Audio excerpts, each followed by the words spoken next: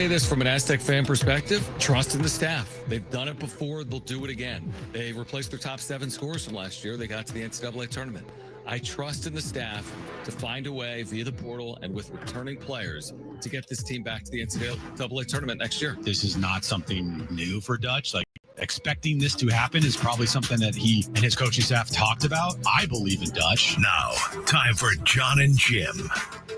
All right, San Diego and Southern California, what's going on? This is Hour 1, John and Jim. And speaking of Brian Dutcher, he will join the show today at 4 p.m. as the transfer portal is fully open and as he begins to transition his thoughts towards this upcoming season. So Brian Dutcher will join us, his thoughts on the current state of the portal and NIL and more. Brian Dutcher will join us coming up at 4 p.m. You just mentioned the fact that opening day is 48 hours out.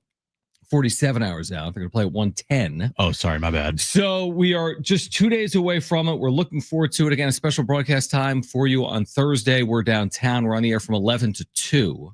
Hopefully you listen from 11 to 1, but we're on the air from 11 to 2 on Thursday here right. on San Diego Sports 760. Great giveaway today. Makes Jim sense. Again, Willie Nelson, Bob Dylan tickets, May 15th, North Island Chula Vista Amphitheater. So 48 hours out.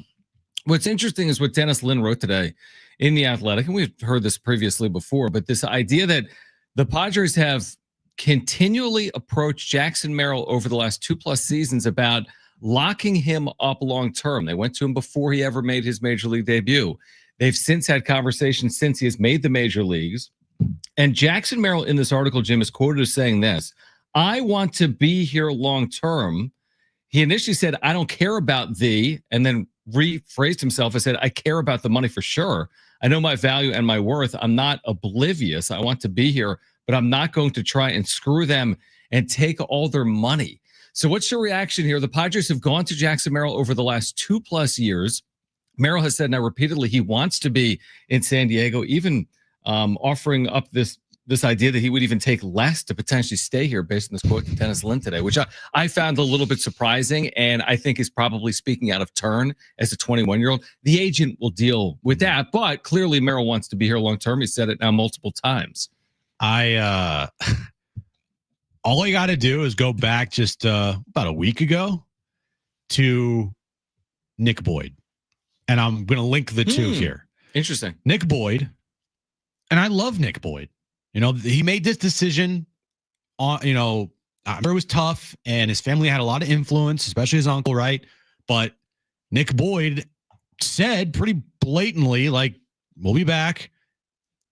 We, right? He used the term we a lot. We talked to him multiple times. He never said, I'm 100% returning. Those words did not come out of his mouth, but everything that he said pointed towards he was going to return next year. So you can say a bunch of things and then things can change in an instant. So with Jackson Merrill, it's the same thing. He could say a bunch of things and it could change in an instant when his agent's like, bro, you deserve a $250 million contract or something along those lines. And then the Padres say, well, we can't give him that. And then Jackson Merrill's gone. So things can change. Words are words. And I love hearing this from Jackson, just like I love hearing it from Nick Boyd. And I don't doubt that Jackson Merrill would want to be here for the entirety of his career. But there's also agents involved. This is a business that he will eventually learn about. Last year, none of that mattered, right? Like the business side, potentially being traded. Like he was just like a kid in a candy store. Every single day comes to the ballpark, plays 100% and just playing baseball. Eventually, the game becomes more of a business. And right now, Jackson Merrill is in that like honeymoon kid phase of the sport. And once it becomes real and they actually do start talking about legit numbers and years, and you have your agent in your ear and your family in your ear, like things will change. So words are words. Things can change in an instant. I love hearing him say that though, but the price has got to be right. The big winner in him not signing a long-term extension ultimately is going to be Jackson Merrill. I mean, they went to him before he reached the big leagues, which has become more commonplace because they were looking for, that sweetheart deal because you didn't know who the player would be in the major league. So, you take some of the risk out of it by getting him locked up long term. But we had Dan Zimborski from Fangraphs on with us within the last 2 or 3 months, and he said every month that passes with a player of Merrill's quality is going to cost an organization potentially $10 million in that extension. And I don't know what we're looking at, Jim, but we're looking now at $100+ million. That's clear as day. There was a deal that Jackson Chourio signed that was referenced in this article, 8 years, $80 million, when Chourio hadn't yet reached the major leagues. Now Merrill has been second in Rookie of the Year voting. This is going to be a massive deal. I don't doubt in the Padres organization to keep Jackson Merrill long term. This will actually link the article that Kevin Acee wrote today about the organization. I don't doubt their ability to keep him long term. I don't. But I do wonder at what cost, so to speak, for the rest of the team. Because if Merrill's going to remain, just like when you lock up Machado for $350 or Bogarts for $280 or Toddy for $340, what expense does that come at? The expense is this, Jim. Jason Hayward makes $1 million. Martin Maldonado makes $1 million. Kyle Higashioka walks out the door. Jerkson Profar walks out the door. As in, when you pay another $100 million contract, what does that mean for the rest of your team moving forward? Good question, because that's what they're dealing with right now. You know, you paid Manny Machado and Xander Bogaerts and Fernando Tatis Jr. and Joe Musgrove, Yu Darvish, list goes on and on, all this money. And now you're dealing with the consequences of having to have Jason Hayward, Martin Maldonado, and Yuli Gurriel on your roster. Like, that's just what it is. Yeah. I did find it interesting, this quote from AJ. We've had conversations at different moments over the last few years, even dating back to when he was in the minor leagues. He understands that we value him a lot and want him here for a long time. I think we knew that there was contract extension talks, like very briefly before the start of last year. Kevin has told us that, right? Yep. But I do think it's interesting when he said we've had conversations at different moments over the last few years, not just prior to last season when he debuted, you know, at 20 years old.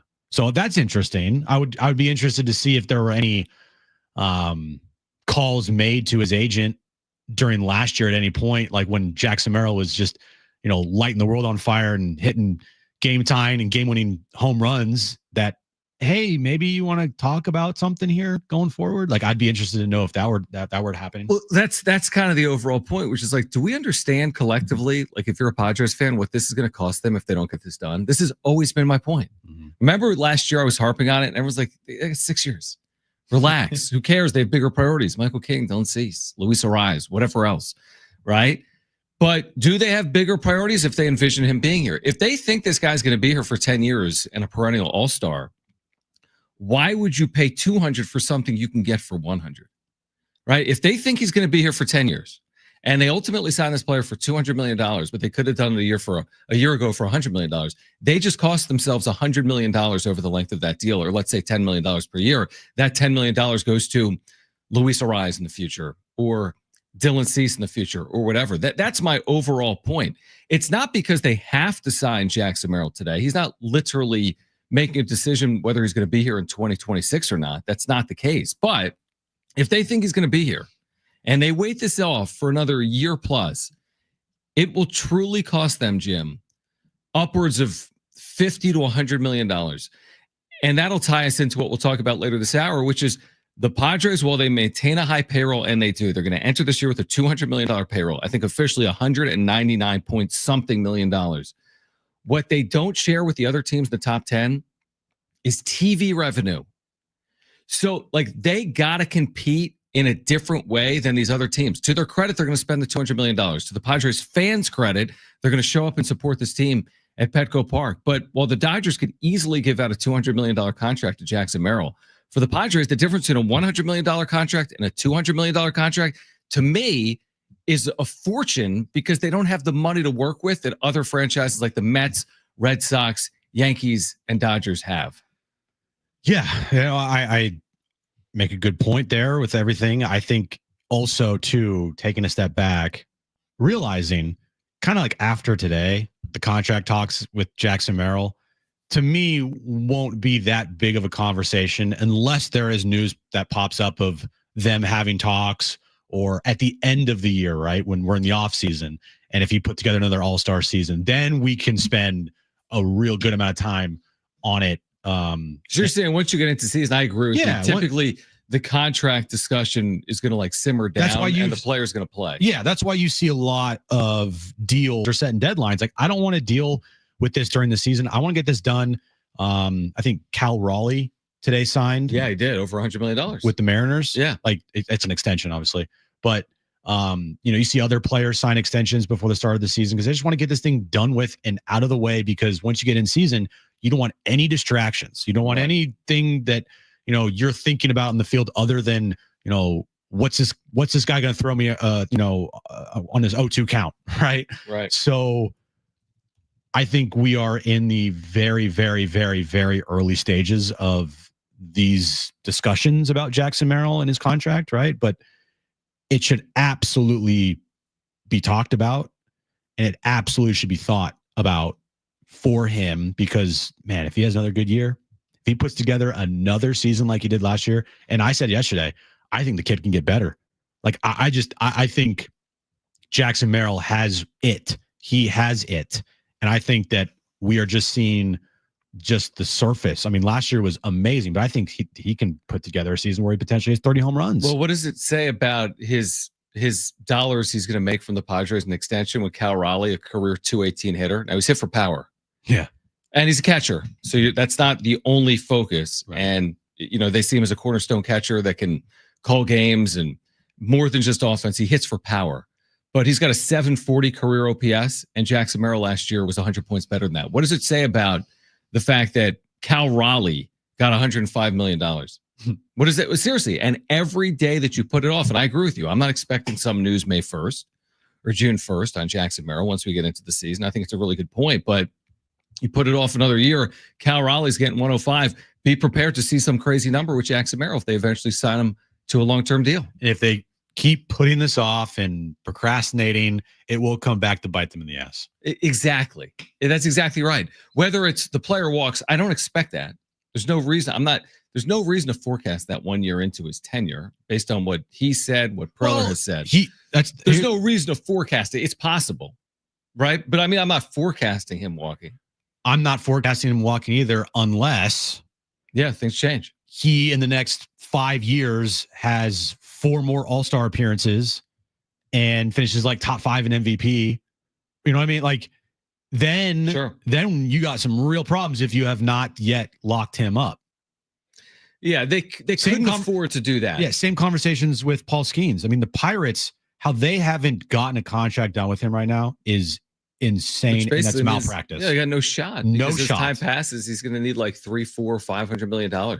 There is no way that once Paul Skeens' arbitration finishes and becomes a free agent, there's no way he's going to return there. I'd phrase it like this if you want to weigh in, 877-767-4760, or you can text us 70470, start it with team, or hit us up on the talkback mic by opening the iHeartRadio app.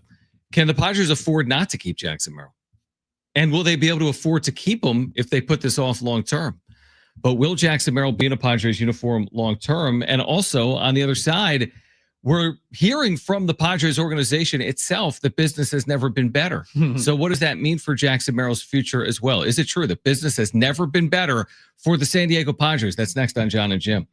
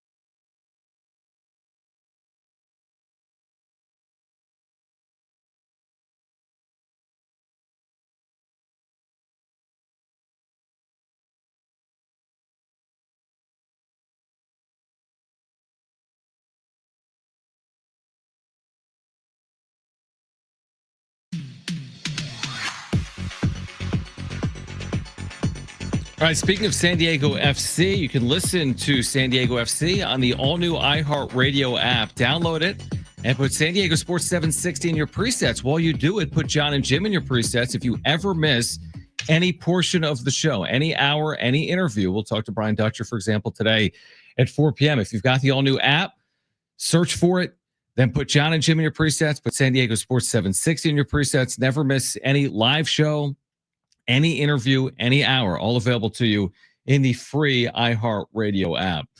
The Padres will start in 2 days, and they've made renovations to Petco Park, and they're expecting to once again draw 3 million fans, which is incredible, and their season ticket memberships are through the roof.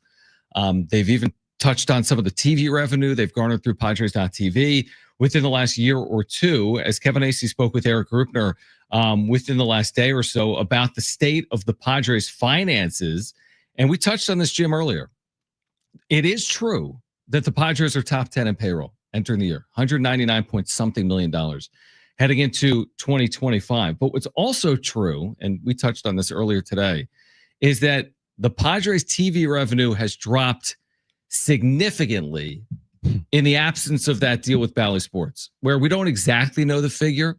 We know they made something like $4 or $5 million in subscribers through Padres.tv. $4 or $5 million, Jim. They used to make $60 million per year. Yeah. I think Kevin wrote in this article today, he believes that the Padres are between 20 and 30 million in TV revenue. They used to be between 60 and 65 million, Jim, in TV revenue. By comparison, the Dodgers are getting $334 million per year in TV. So the business is good. Fans are going through the turnstiles. They got all new food items at Petco. They'll sell merchandise in the brand new team store. But can they make up for that significant revenue loss that we've touched on for years now? Less in TV, and not just less that they used to get. Other teams are making significantly more in television. What does that mean for the Padres moving forward? Yeah, again, I'm not great with numbers. I can confirm that. Yes, you can. I don't think it's the flex that Eric Grupner thinks it is, saying that they had the most subscriptions of all teams last year, and it was 47,000. And I don't think that's the type of like flex he thinks he's saying.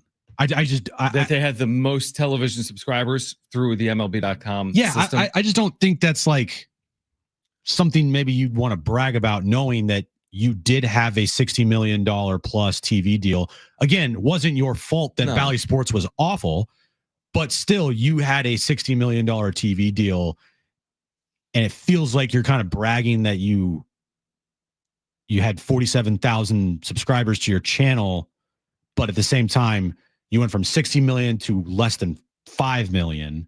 Right. The 47,000 subscribers we theorized was $4.7 million. Or Kevin wrote that in the article. Yeah, that's, again, not great with numbers, but I do know 60 is greater than 5.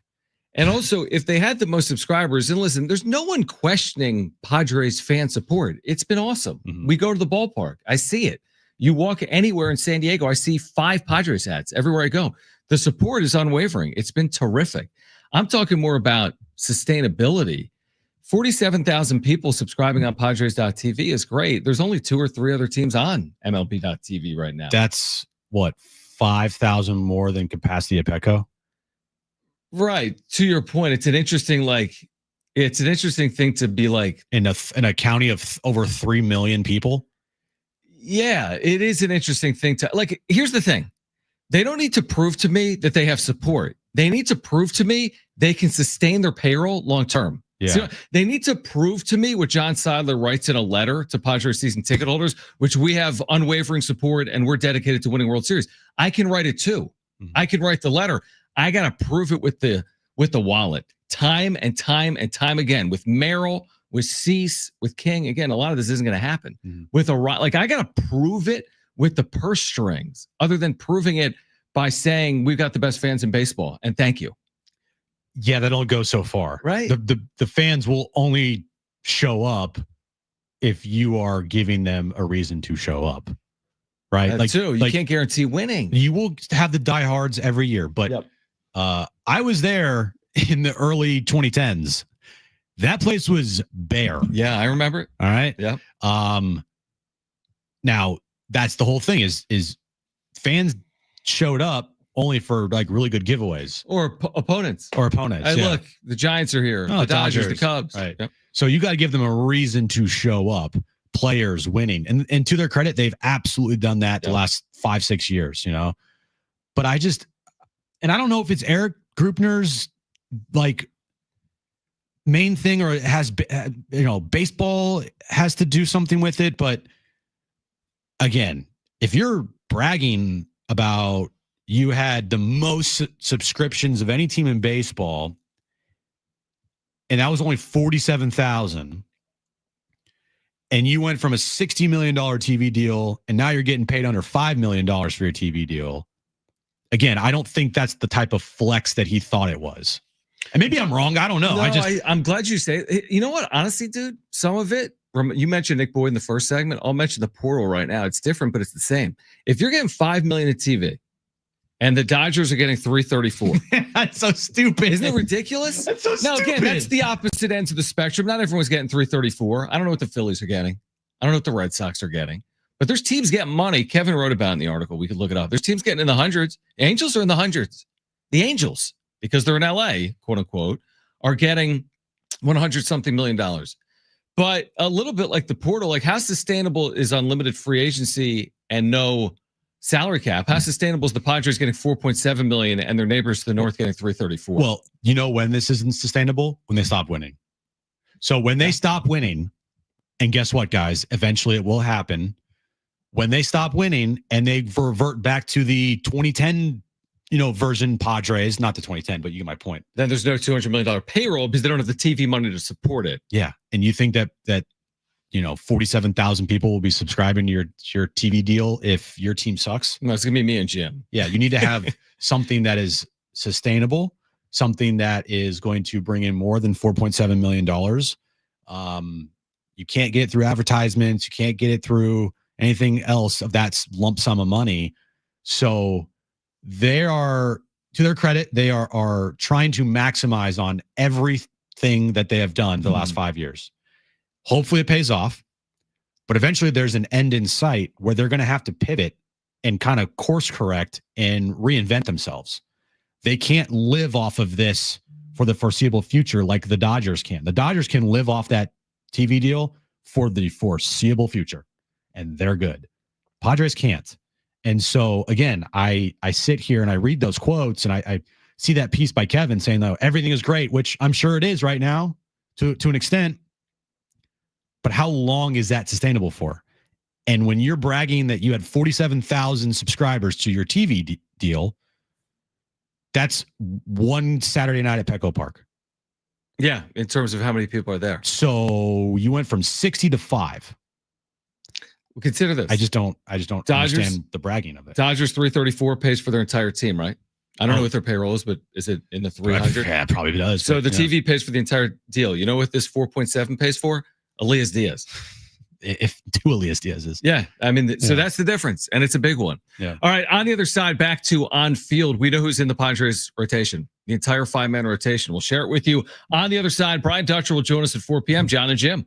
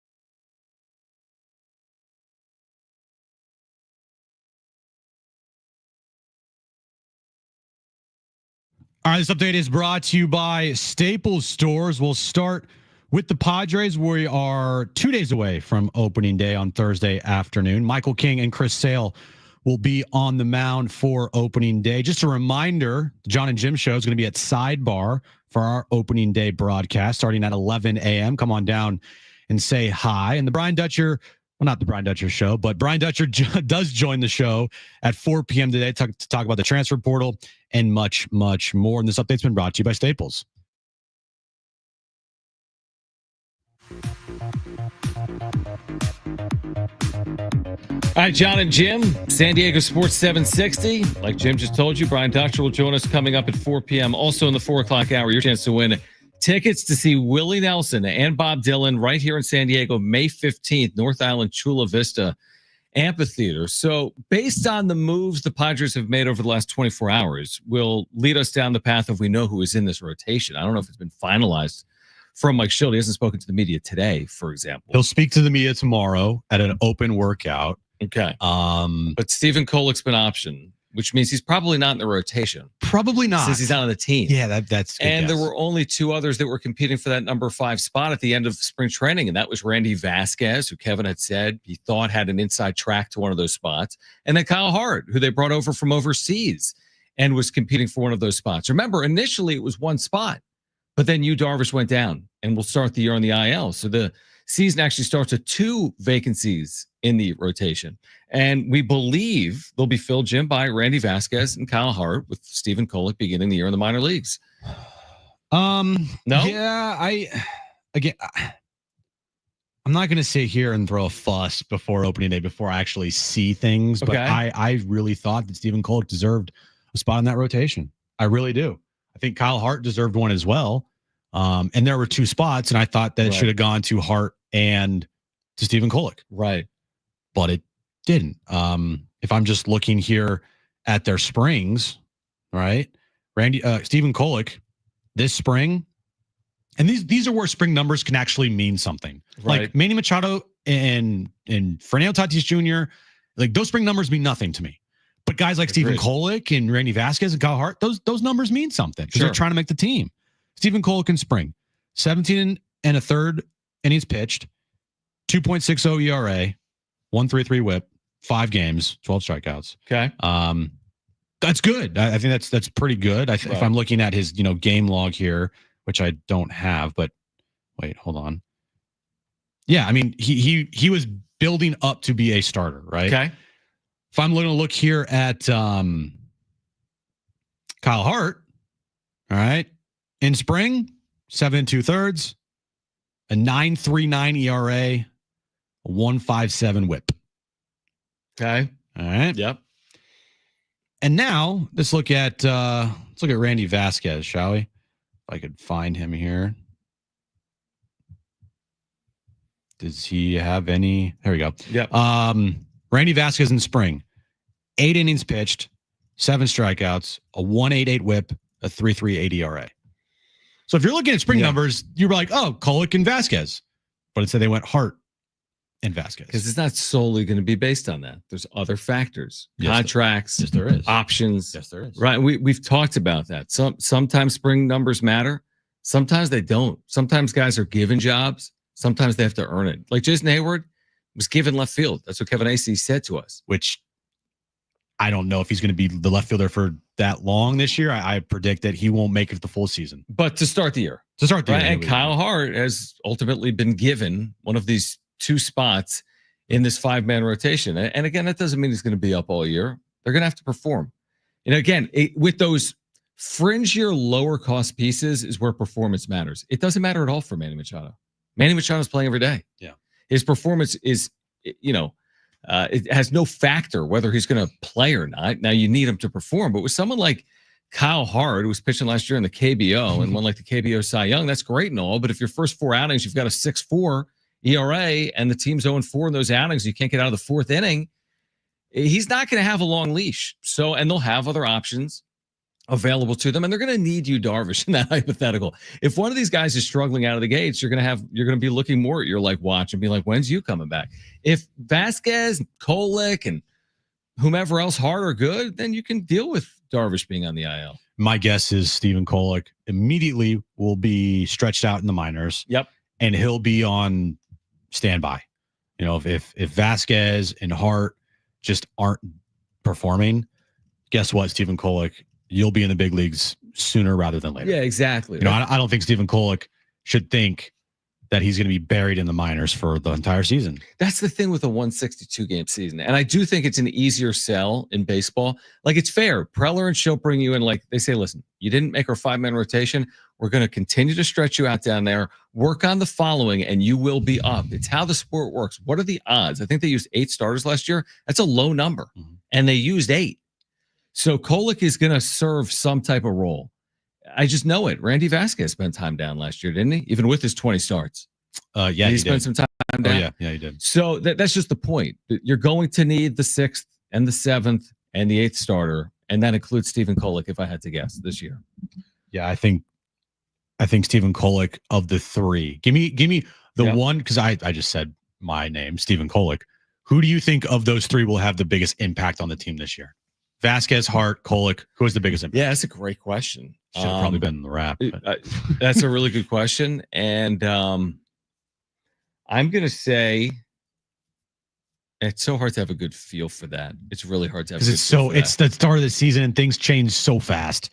I'll say Randy Vasquez because they gave him such a long leash last year. If he did actually make those 20 starts, I'll say maybe he's got a chance to stay in the rotation even when Darvish comes back. Okay. Yeah, I think Randy Vasquez put together some really good performances last year. He did, but it was also up and there were. I mean, I guess it's always up and down with starters. Yeah, it is. Especially guys even like Dylan Cease throws a no hitter, and they're like, "Man, he's had a tough month." Right. Remember after the no hitter, like he hasn't pitched the same. Well, yeah, because he threw a no hitter. But none of these guys are going to be starting in the playoffs if they make it. You know what I mean? No chance. Like they're just not. If you are, the ideal situation is you have 4 starters for your postseason. Yeah, you have to kind of have 4 starters almost. Yeah. Unless you're the Dodgers, and you can get away with it. Right. That's a whole nother conversation. But again, it goes back to this point. If they get to the postseason, they get there on the backs of that rotation. Cease, King, Pivetta. I think, and maybe Darvish, hopefully Darvish. Who knows? And then they also get there on the backs of Manny, Toddy, and wherever else you go there, Merrill. And I think they do have a fairly good bullpen. They do. I'm not going to call it an elite bullpen. I think it's a fairly good bullpen. I think that if Suarez can have a second pitch developed and he can go out there and not look like the Suarez at the end of the year, instead look like the Suarez at the beginning of last year, mixed in with Jason Adam, who is filthy, and Jeremiah Estrada, Yuki Matsui, like you have a fairly good bullpen to win a bunch of ball games. Yeah, no, I agree. And especially early in the year, by the way, that bullpen is almost on display more often because guys are on pitch counts. I'm talking about like Cease. Stretch it out. Like opening day, when we saw Michael King in the postseason against Atlanta strike out 14, I think that's what the number was. Right. You're not given the opportunity in all likelihood to be on the mound to strike out 14 batters in opening day. I mean, maybe not. If everything's beautiful and you're just mowing guys down, and maybe they give you the extra inning or whatever. But there probably won't be one starter for their team on opening day that gets into the 9th inning or the 8th inning. You're saying like all year? No, just on opening day for baseball. Oh, across the league. Across the entire league. I agree. I don't think there'll be one pitcher that gets into even the 8th inning. And you know what's going to happen? Someone's going to be 18 up and 18 down. Bullpen. Yeah, 75 pitches. He's good. Yeah. We got to think about the season. He threw 80 pitches. It's a long year. He's up to 81 pitches. He was really a max effort guy. Okay. It's just, some of that is, I do understand it. Like, what's the value of a no-hitter compared to what's the value of a team's overall season? The marketing team would tell you the value of a no-hitter is very high. That's true. No, I'm not saying it doesn't have value because, I mean, the Musgrove thing we'll remember for forever. Group Dog would tell you that give me all the no-hitters you possibly can. And to Marty's overall point, thank the Lord the Padres first was one player, one pitcher. And the 2 they've ever had have been done without combining for a no-hitter. Yeah. But I don't even know where we started the segment. Yeah, 4th and 5th starters. So I won't, a lot like the bench, I can't lose too much sleep over, oh man, Kolek's starting in the minor leagues and they're turning to Vasquez. I don't know. It'll sort itself out. It will. And this roster is going to look so different by the end of the season. Mm-hmm. Like I wish I could just like fast forward and go, in a time machine to bring back their roster on the final day of the season. Like, yeah, exactly. And then just to like tell everybody, like, it's going to be so different. So different. I don't think Yuli Gurriel or Jason Hayward make it the entire year. I really don't. I think the only reason why Martin Maldonado has the best chance of those three is because they don't have any catchers. They don't have nobody. Like and Schulte loves them. So, and maybe they go out, but those three guys, I mean, if all three of those dudes make it on this team and they're up in the bigs for the entire season, I would be surprised. Yeah, I would too. Because they are not guys that are more often than not going to help you win ball games. They're going to maybe help you a couple times. They'll have maybe some like small bursts, but overall they're just. I'm sorry, Yuli Gurriel, stop. Yeah, I mean Jason Hayward, like, okay, stop. Yeah, again, it's like if you were playing like MLB The Show 2018, but we're not. We're playing MLB The Show 2026, whatever year they put on it in 2025. All right, on the other side, we'll stay on this topic in terms of what decisions remain for the Padres with opening day less than 2 days away. Plus, Brian Dutcher, head coach of the Aztecs men's basketball team, entering season number 9, just off season number 8. He'll join us coming up at 4 p.m. right here on John and Jim.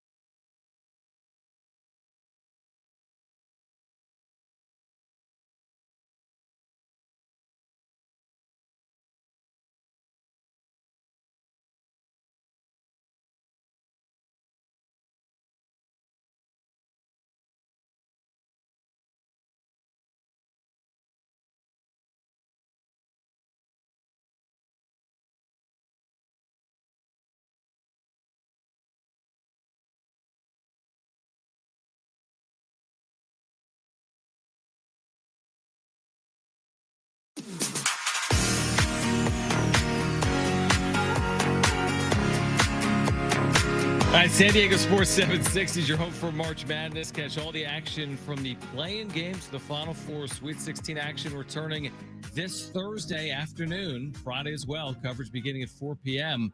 on your home for March Madness, San Diego Sports 760. The time works really well on Thursday. Padres opening day, but they'll play at 1, and then Sweet 16 beginning at 4 right here on San Diego Sports 760. Yeah, so once the Padres game's over, just click on over here, and you'll be right in the middle of Sweet 16 action. Sweet 16, Thursday and Friday, Elite 8. You can hear it here. Final Four, you can hear right here on San Diego Sports 760. Yep, can't wait. And also, just a reminder, we are going to be downtown on Thursday for opening day at Sidebar. We'll be on the patio, so you can come on by on your way to the game, say hi to us. We'll be doing our live broadcast there. And we can't wait. It's gonna be a fun day. You were not opening day last year. I was not. I was in Boston with the Aztecs. Yeah, and that was fun.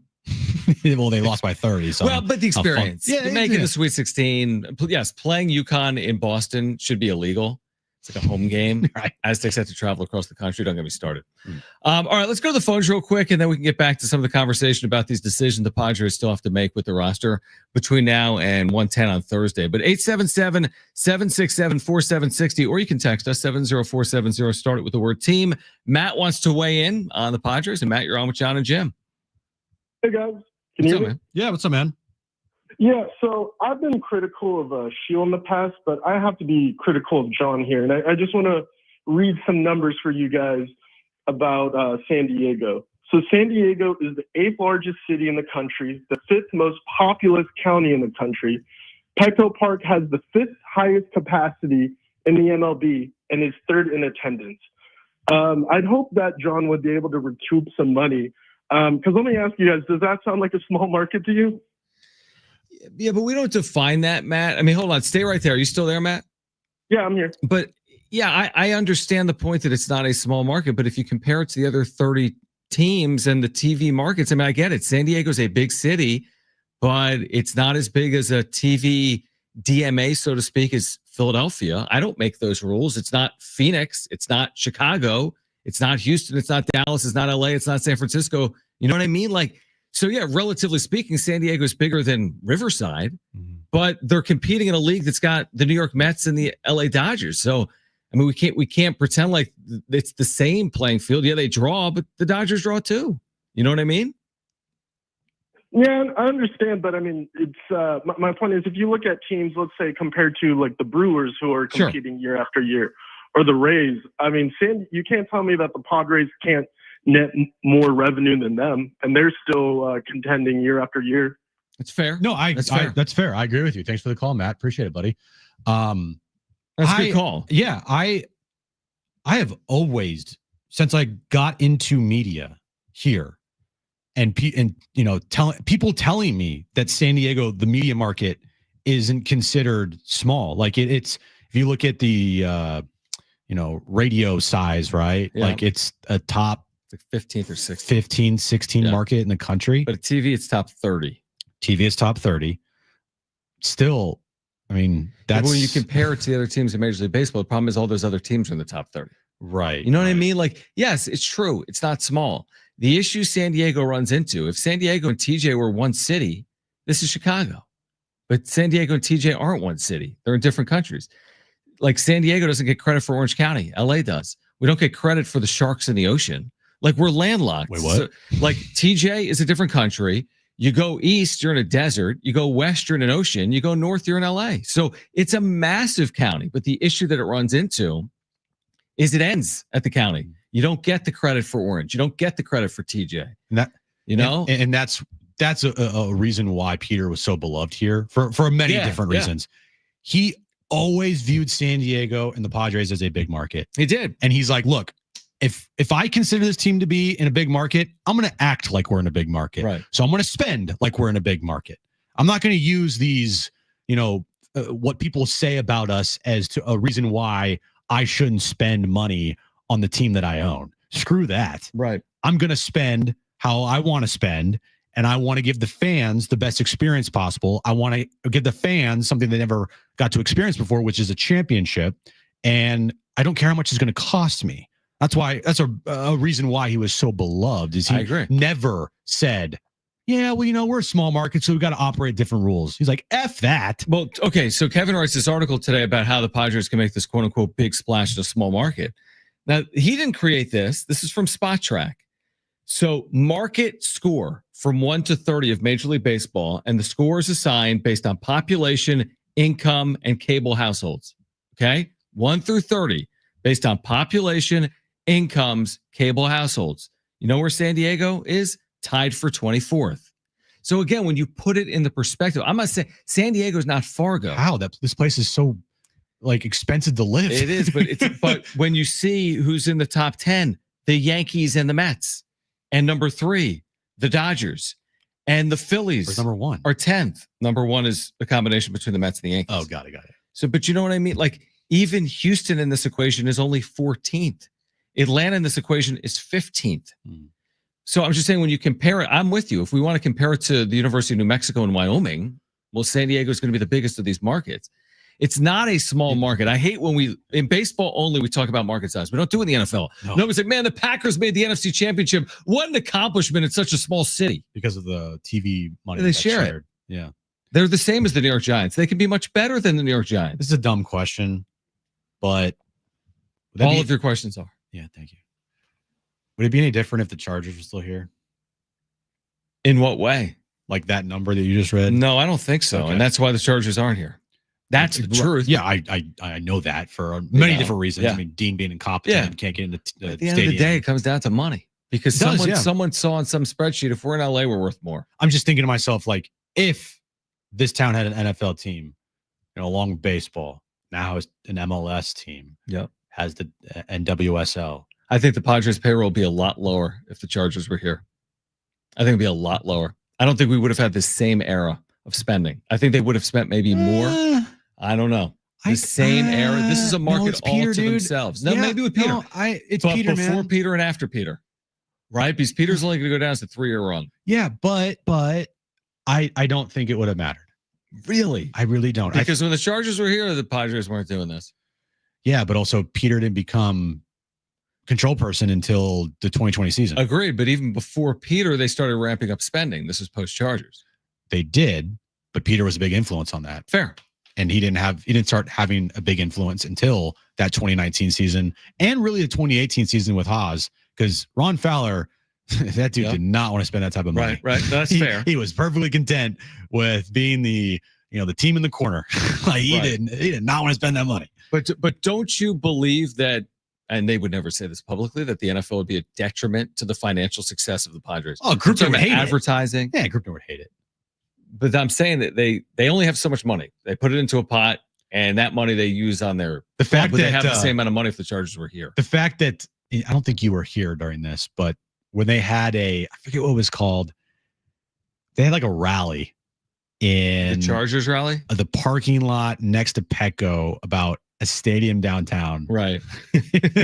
And you had Dean there, you had Roger Goodell there. You had LT and Antonio Gates and Phillip Rivers and all these big names. He's like, we're going to build an NFL stadium right next to Petco Park.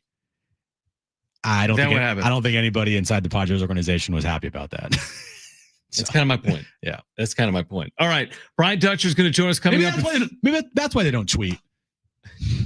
No, I don't think so, dude. Like, we're not going to tweet about anybody because they almost took our land. I don't think so. Brian Dutcher joins us at 4 p.m. Much more on opening day, which is just 48 hours away. Plus, we have Bob Dylan, Willie Nelson tickets to give away. John and Jim, stay with us.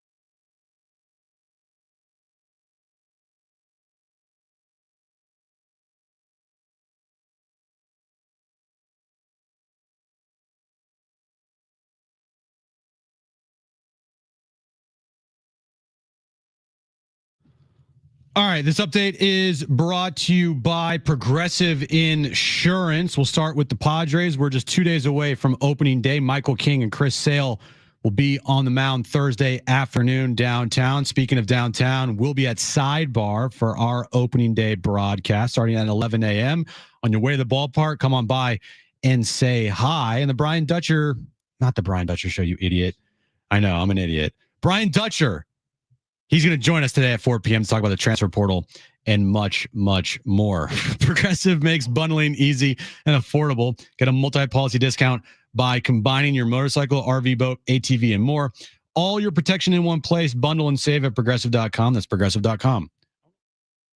Previously on John and Jim.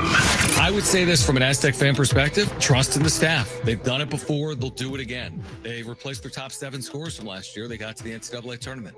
I trust in the staff to find a way via the portal and with returning players to get this team back to the NCAA tournament next year. This is not something new for Dutch. Like, expecting this to happen is probably something that he and his coaching staff talked about. I believe in Dutch. Now, time for John and Jim. All right, San Diego, Southern California, what's going on? This is hour 2 of John and Jim. We will have Brian Dutcher, not his show, but we'll have Brian Dutcher join us coming up at 4 p.m. Brent brought up a great point off air. He's like, you spend more time promoting the Brian Dutcher Show when we don't have a Brian Dutcher Show than when we do have a Brian Dutcher Show. Yeah, I don't know why my brain is telling me to say, and the Brian Dutcher Show is tonight at 6 p.m. I don't know why. And I don't even have that written down. I'm just saying it. I literally have right here. And Brian Dutcher joins us today at 4 p.m. So what about the show? So I don't have and the Brian Dutcher Show. I just have and Brian Dutcher. I don't know. My brain is fried. It's only Tuesday. I want to get back to the Padres and the phones in a moment. If you want to weigh in about the roster or payroll or TV, and Dave's ears must have perked up about TV. We'll get you 1 second. We'll get you 1 second, Dave. You can call us at 877-767-4760. But you mentioned Dutch, and I wanted to ask you this 24 hours later. Does any of your opinion change on Guath and Boyd when you truly see the way this is playing out? Now, you're a show me the sausage, not how it's made guy. You haven't watched all 1,000 names come in the transfer portal. Like you? Like I have. I've seen every name. But when you see someone like the starting point guard at UNC, Elliot Cadeau, who had 12 assists, 1 turnover against San Diego State, or 12 assists, no turnovers, go into the transfer portal, and there's a zillion other Donovan players. Dent. Thank you. Player of the year. Player of the year. Yeah. When you see names like that, Cadeau, Dent, Guath, Boyd, does it change at all your opinion on, quote unquote, losing some of these players, knowing that it is truly happening everywhere, including at the bluest of blue bloods, North Carolina? It just sucks to see. And more of a reflection on the sport. Yeah, but it also isn't just singularly pointed here at San Diego. Like, the spotlight isn't just on the Aztecs for losing these guys in the transfer portal. I think it's almost should be applauded that you could potentially retain Miles Bird and BJ Davis and Reese Waters and guys like Farrell Compton and Taj DeGorville. Those are still to be determined. But you know what I mean?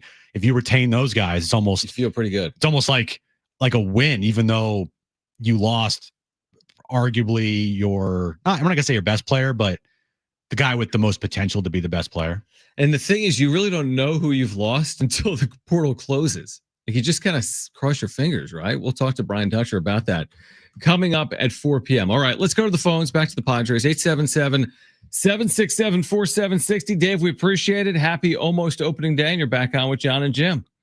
Yeah, same back to you guys. And we got 162 coming, so it'll give us a whole lot more to talk about than some of the other stuff. But having said that, getting back, on the TV thing, and thank you, Jim, for acknowledging, the problem that has been the 800-pound gorilla. Back to what Matt was talking about. Look, it's not just the numbers that you see, as you pointed out in front of you. It's about advertising revenue too. For example, if you turn on the Yankees broadcast sometime, and I've had the chance to do that last year, just hit it accidentally on the satellite. It takes them 10 minutes to get through all of their advertisers. Literally. It's an amazing long list, and you're like, come on, let's get to the game. But when you get to the Padres, what do you got? You got Saquon. You got a few others. Saquon was the one that was bankrolling the television ad last year on MLB, and there was nothing else coming up on advertising. When you get into that broadcast, it was then they would cut away to these other little MLB clips. So it's not just the size of the population or the other things that you think about, size of the city, what have you. It's the market ability to raise advertising revenue, and that's where it really falls short. Now, the one question I want to leave you with that I've not heard asked relative to John Seidler or the new group or continuation group, we all know that when the Padres were bought by Seidler and Fowler, that was at the beginning or near beginning of the $60 million contract TV. Now that is gone, so the real question is, does this ownership have the deep pockets ability to backfill the money? Because as you said, Jim, you can't replace $60 million with other things that are out there because we're tapped out. We've hit the high water mark on the fans. We've done our part. So does this ownership group, however many there are they willing to dip into their pockets and bankroll the shortcoming? Thanks for the call, Dave. Appreciate it. Okay, here's the thing. When you lose tens of millions of dollars of revenue, there is no way to make up for that. You don't sell more kids club memberships. You don't parade little leagues around the warning track and make up for $60 million in lost revenue. No. Like I read Kevin's article today. All the events they do at Gallagher Square, they do an amazing job. Yeah. They have huge concerts, huge events at Petco. You've seen concerts there. Those events provide roughly $20 million in revenue for the Padres. $20 million. We're talking about a $60 million TV deal that was ripped out from underneath them. And all those concerts and all those amazing events that they have in that ballpark, and they do an amazing job with it. Not 365 days a year, but close to it. And that is garnering them another $20 million or so per year. The point is there's certain things you don't make up for. Like I'm trying to use another analogy. I mean, if your home loses 50% of its value because of the market, you're never getting it back. You know how long it takes to get back your home value? If there's a 2008 housing crisis, it takes forever. You never get it back. The TV money's gone. They're never getting it back. How are they ever going to get that money back? We're going to sell more jerseys? I mean, what's the math on it? I don't know. That's why I'm not good with numbers. I know, but what's the math? We're going to sell more kids clubs. Let's charge it $100 for a hot dog. Does the average fan even care? About what? About Padres? No, not the Padres.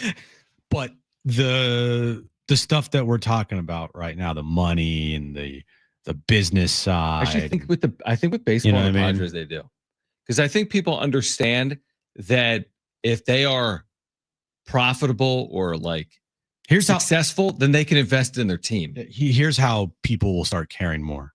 And I don't know if this is a typo. I saw this, but if it affects the fans' game day experience to the point where it costs $200, $300, $400 for a family to go to just one game, but it does. I know, but I'm saying, nachos this year allegedly are $49. No, that's not accurate. Don't push that. That can't be accurate, right? That might be some special Nacho Supreme Spectacular. They're not selling at the little stands you walk up to. Hey, how much for a soft pretzel? $8. How much for nachos? $49.95. They're not $49. But that's got to be a typo. You know what I mean? Yeah. But I think once and this has already happened. You're right. You're absolutely right. This is costing fans an arm and a leg. It's ridiculous. I've gone on my own dime before with Kristen Jones, and it costs hundreds of dollars. Yeah, that's why I'm very thankful for the people that I know at Petco Park. Right. I'm very, very thankful for those people and guys like Rich McGuire who, offer us to come sit down with him and whatnot. And also being in the media if they ever gave us credentials. But the average fan, I guess you're right. They do. Monday night. Let's just do it. Care about that. Let's do it. Monday night, Cleveland. First Monday of the year. $95 for upper level. No, upper level get in is $50 a seat. I don't know what it is after the convenience fees, but now we're $150 in for a family of 3. That's me, my wife, and a child. Let's say a family of 4 though. You're $200 in on tickets. That's the cheapest ticket plus convenience fees. Let's add another 20%. you're at 240. Put another $40 for parking, you're 280. Food and merchandise, let's just say $100. It seems light. It's 380 for a family of 4, Jim. That's cheap. That's upstairs. I know. So that's where we are now. I don't know about the $49 nachos you're eating. Yeah. I mean, those are like gold nachos. It is what it is. I mean, prices of things are going to go up. Prices of things are always going to go up. Yep. Things are going to cost money to go to. So maybe people do give a crap more than I think they might about the business side. Like that piece today that Kevin wrote for Eric Grupner. Here, I said that. He wrote for Eric Grupner. on Eric Grupner. Grupner, but for him. Right. Like I don't know. Are people looking like, dude, did you read the new Kevin Acee piece on the business side of the Padres? I think people are curious because I think people want to know what kind of revenue do they create? Do they spend it? How much can they spend? How much is payroll dependent on turnstile? Yeah, I understand what you're saying. I mean, it's not like the sexiest conversation. Like Padres created 1.8% more revenue this year. It's not sexy. It's not as cool as Machado homering twice on opening day. Yeah, I'll take that over anything else. Over any contract extensions or new players or trades. But like real quick though, like on the money, because money matters in baseball. Like you got to sell a lot of $49 nachos, Jim, even at $49 to make up for the loss of a TV deal. I don't think that's right. If it is right, I need to see what these $49 Someone nachos tag us on Thursday. Buy the $49 nachos. Where did you see that? In that release on What's New? Yeah. You want to talk about the PDF? You want to talk about mini donuts for an hour? No, I don't. You want to talk about nachos for an hour? I'm not talking about everything. You want to talk about the new slushies for an hour? No, I really don't. I really don't. But I don't want to talk about $49 nachos either. Well, I just saw it and I'm like, wait, what? I'm kidding. $49 nachos? That's got to be a typo, right? It's got to be. Has to be. Let me boil it down to this real quick, because you're right. People don't care if they're selling 10% more hot dogs, right? Let me boil it down to this, because you made this point earlier, and this is the point. The winning assures their attendance, 100%, but they can't guarantee winning. 100%. Now, in the short term, maybe you have a better chance to win than lose because they have a good roster. Mm-hmm. They've had success this decade. It hasn't always been. They've had bad years this decade, but they've had good years this decade. What does happen, to your point? Almost every organization goes through this, maybe outside of one or two. I mean, the Dodgers have been good for forever. Yankees, by and large, have been pretty good in terms of fielding a winning team. Not having to worry about going 68 and 94. And also not having to worry about like, oh, we don't have any money. Yeah, that too. But I'm just saying, like, you're right. Like, if you build it, they will come only applies to having a consistent winner. What happens when they have a year and a half that's down? Can they sustain that? When the next time they have a year and a half downturn on field, will they draw enough to support their payroll? Yeah, that's the $1 million question. Yeah, or more. And that's why this year is such a big year, because the uncertainty of next season, the uncertainty of the future. We still don't know what type of guy John Seidler is going to be. You know, he's talked one time to Kevin. Right. He released a looked like a chat GPT type of message to the fans today, to season ticket holders. Yeah, like, do we truly believe he wrote that? No, I don't. And I said this when, the article came out with him and Acee. Let's just kind of hold off here, guys, for a little bit until we actually see what type of person John's going to be. And oh, by the way, we still got to get through and see what happens with this lawsuit. Like, that's still out there, right? With Shield.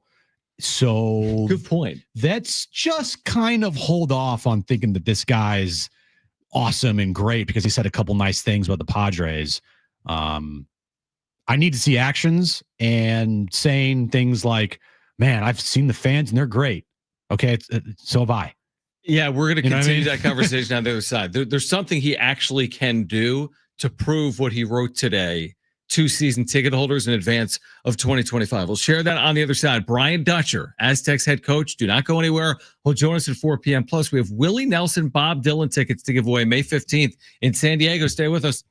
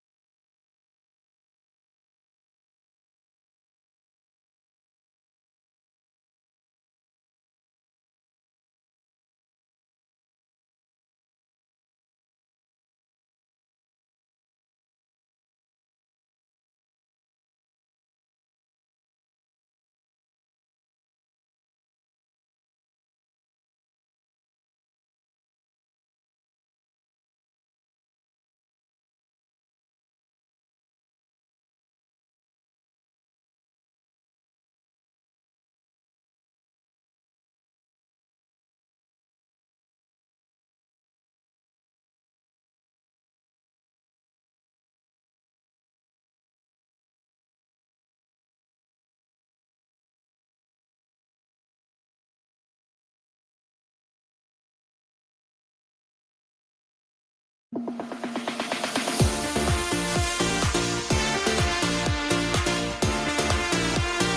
right, John and Jim, San Diego Sports 760 with you until 6 p.m. Did you realize that, Jim? We're here until 6 p.m. today. Well, I mean, considering the fact that we do a show from 2 to 6, yeah. I know, but that. sometimes we don't do a show until 6. I'll give you an example. Thursday, Last week, we had the NCAA tournament. We didn't even do shows. Friday. This Friday, we're going from 2 to 4 because Correct. of the Sweet 16. This Thursday, we've got the special start time because we're broadcasting, getting you ready for opening day from 11 to 2 Correct. with the 1:10 start time. Correct. So we'll be in here from 11 to 2 from downtown. But today we're here until 6. Brian Dutcher will join us coming up at 4 p.m. Mhm. What's your big question for Dutch?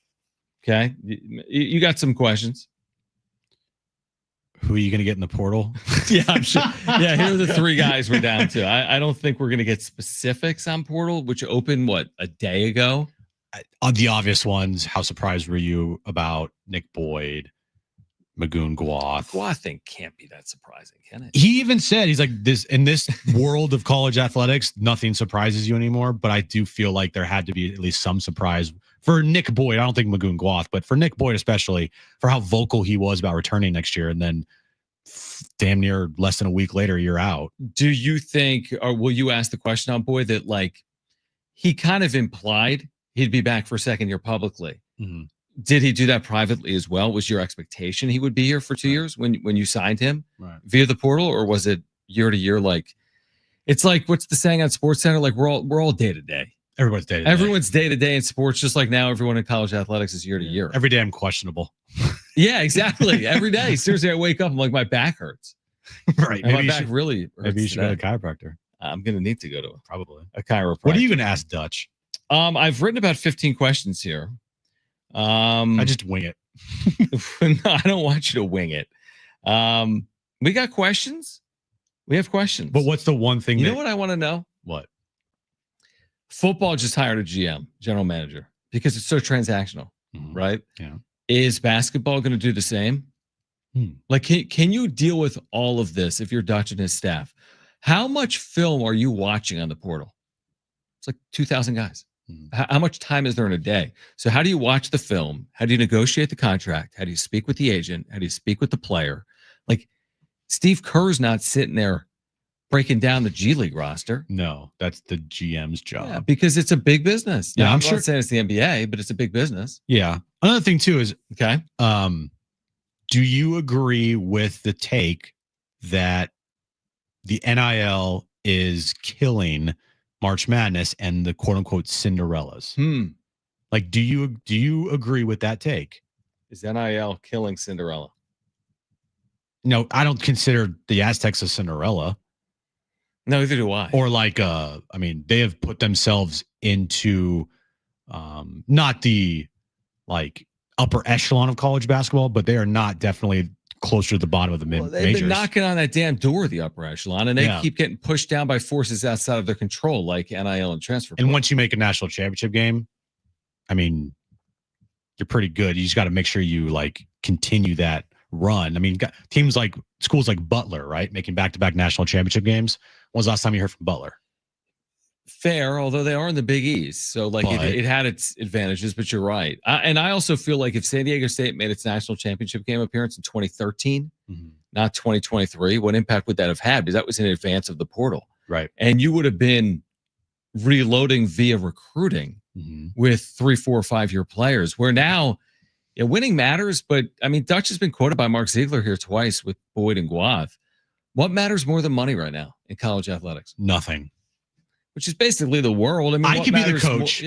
If I could be the coach. No, Tell seriously. Dutch. If I could be the coach. If you're going to offer this kid $2 million, kid will take the $2 million. Right, over you're the saying coach. you can get the player. Yes. Right. Yeah. I mean, there was a quote today. So Maryland is in the Sweet 16. They beat Colorado State, and that buzzer beater, the only one of the tournament. Yes, John. He's like, I got players coming to me on my roster saying I need 2 to 3. And that there's going to be the top of the Power 4 is going to be $10 million in NIL. $10 million. I mean, it's not to the point of an NBA team, obviously, but I mean, it's just crazy. $10 million, $2 to $3 million for a player at the University of Maryland. Here's another question for Dutch. All right, let's hear it. in your opinion, has this thing got out of hand? Right. I mean, if he said it with us. I mean, Dutch is not going to go, Right. over the line and like me and you would, but I'm curious to know his true feelings. Has this thing gotten out of hand? He has said it essentially, Jim, because he has said how sustainable is no salary cap, unlimited transfers. And how do you graduate anyone? You don't. How can you go to 5 universities in 5 years and expect like all your credits to carry over for majors? That doesn't exist. The only way you graduate somebody is if you have a transfer senior, like Jared Coleman. You come in and you need 12 credits to graduate. Yeah, or Wayne McKinney or Kimo Ferrari. I think, did Kimo already graduate? Yeah, he's a graduate of Brown. Yeah, so he's doing postgraduate studies. That's what it was. San Diego State. But still, like your point, you're not going to have somebody stay in school for 4 years again, especially good players. What about real quick? Not for Dutch, and I want to say they might have touched on this today. Fletch and Sammy. It was at least like in their what they were going to talk about, but I was listening and I didn't hear them talk about it. But maybe they did. Like, what about this narrative out there? You've seen some of the sentiment, Jim, on social media, and maybe you have, maybe you haven't, with Aztec fans, and people are so down. Like, oh my gosh, it's a feeder program. This is AAA. They'll never be back. You lost Magoon Guath. Woe is me. Season over. Like what is that? Program. Like, what is that? They've been to the tournament 6 straight years. They were in a title game 3 years ago, a Sweet 16 2 years ago, and now it's over. Well, that's what happens. What kind of mentality is that? Well, it's because fans are upset. And so once you're upset, I feel like you just go to a place where you don't really truly mean those words, but that's the first thing that comes to your mind. San Diego State basketball will have another season next year, guys. They're not going to just fold it up and decide not to play basketball again. Right. Like, so should North Carolina drop basketball because their starting point guard is in the portal? It's just weird. And I appreciate the fandom. It's way better than the opposite. Like, imagine Magoon Guath goes in the portal, crickets. Like RJ Davis for North Carolina. That's a credit to him and North Carolina for him to be there for as long as he was. Which I think was 5 years. Still, he did not transfer. Yeah, it is a credit. Stayed there and, graduated. But I don't think, especially good players, you're going to see them in the mid majors be at a college for 4 years and graduate and develop there. You're just not, because it's almost like, I'm not going to say the minors, but it kind of feels a little bit like in baseball when you have a player on I'll just use Paul Skeens as an example, right? Paul Skeens, he's with the Pirates right now. He develops, turns into a Cy Young Award pitcher. Yep. The Pirates can't afford to keep him. He goes to free agency, he goes to the Yankees. It's kind of like how it is in college athletics, where it's like if a kid like Magoon Guath is at a school like San Diego State, develops, and then San Diego State can't afford to keep him, and he goes to like Kentucky. Counterpoint: Tampa has never spent like the Orioles, that example, but they've won at a higher clip because they develop. They've. My point is, had to go a always different route. Schulte, winners find solutions. Yeah, Schulte, come on, man. I mean, so there's a way to do it. It's just maybe the way you did it in 2010 is going to change in 2025. Dutch will join us coming up at 4 p.m. We've got those Bob Dylan, Willie Nelson tickets to give away May 15th here in San Diego. Back to the Padres getting ready for opening day against the Braves on Thursday at 1:10 here on John and Jim.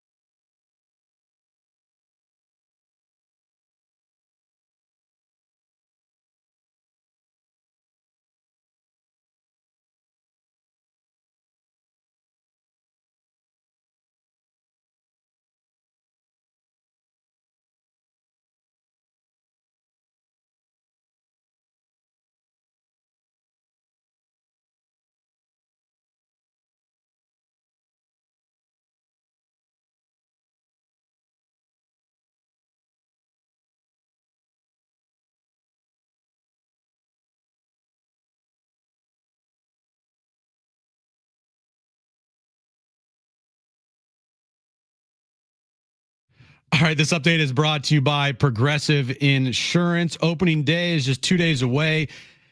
Thursday, 1:10 p.m. Michael King against Chris Sale. Just a reminder, we will be downtown at Sidebar for our opening day broadcast. To make your way down to Petco Park, come on by and say hi. And Brian Dutcher joins us today at 4 p.m. to talk about the transfer portal and much more. Progressive makes bundling easy and affordable. Get a multi-policy discount by combining your motorcycle, RV, boat, ATV, and more.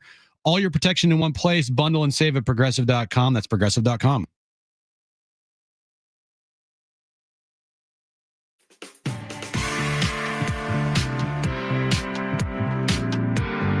All right, John and Jim, San Diego Sports 760. We started the show talking about Jackson Merrill, who spoke with Dennis Lin, and there were quotes in there from AJ Preller about the Padres' desire, obviously, to keep Merrill in a Padres uniform long term. What are you laughing at?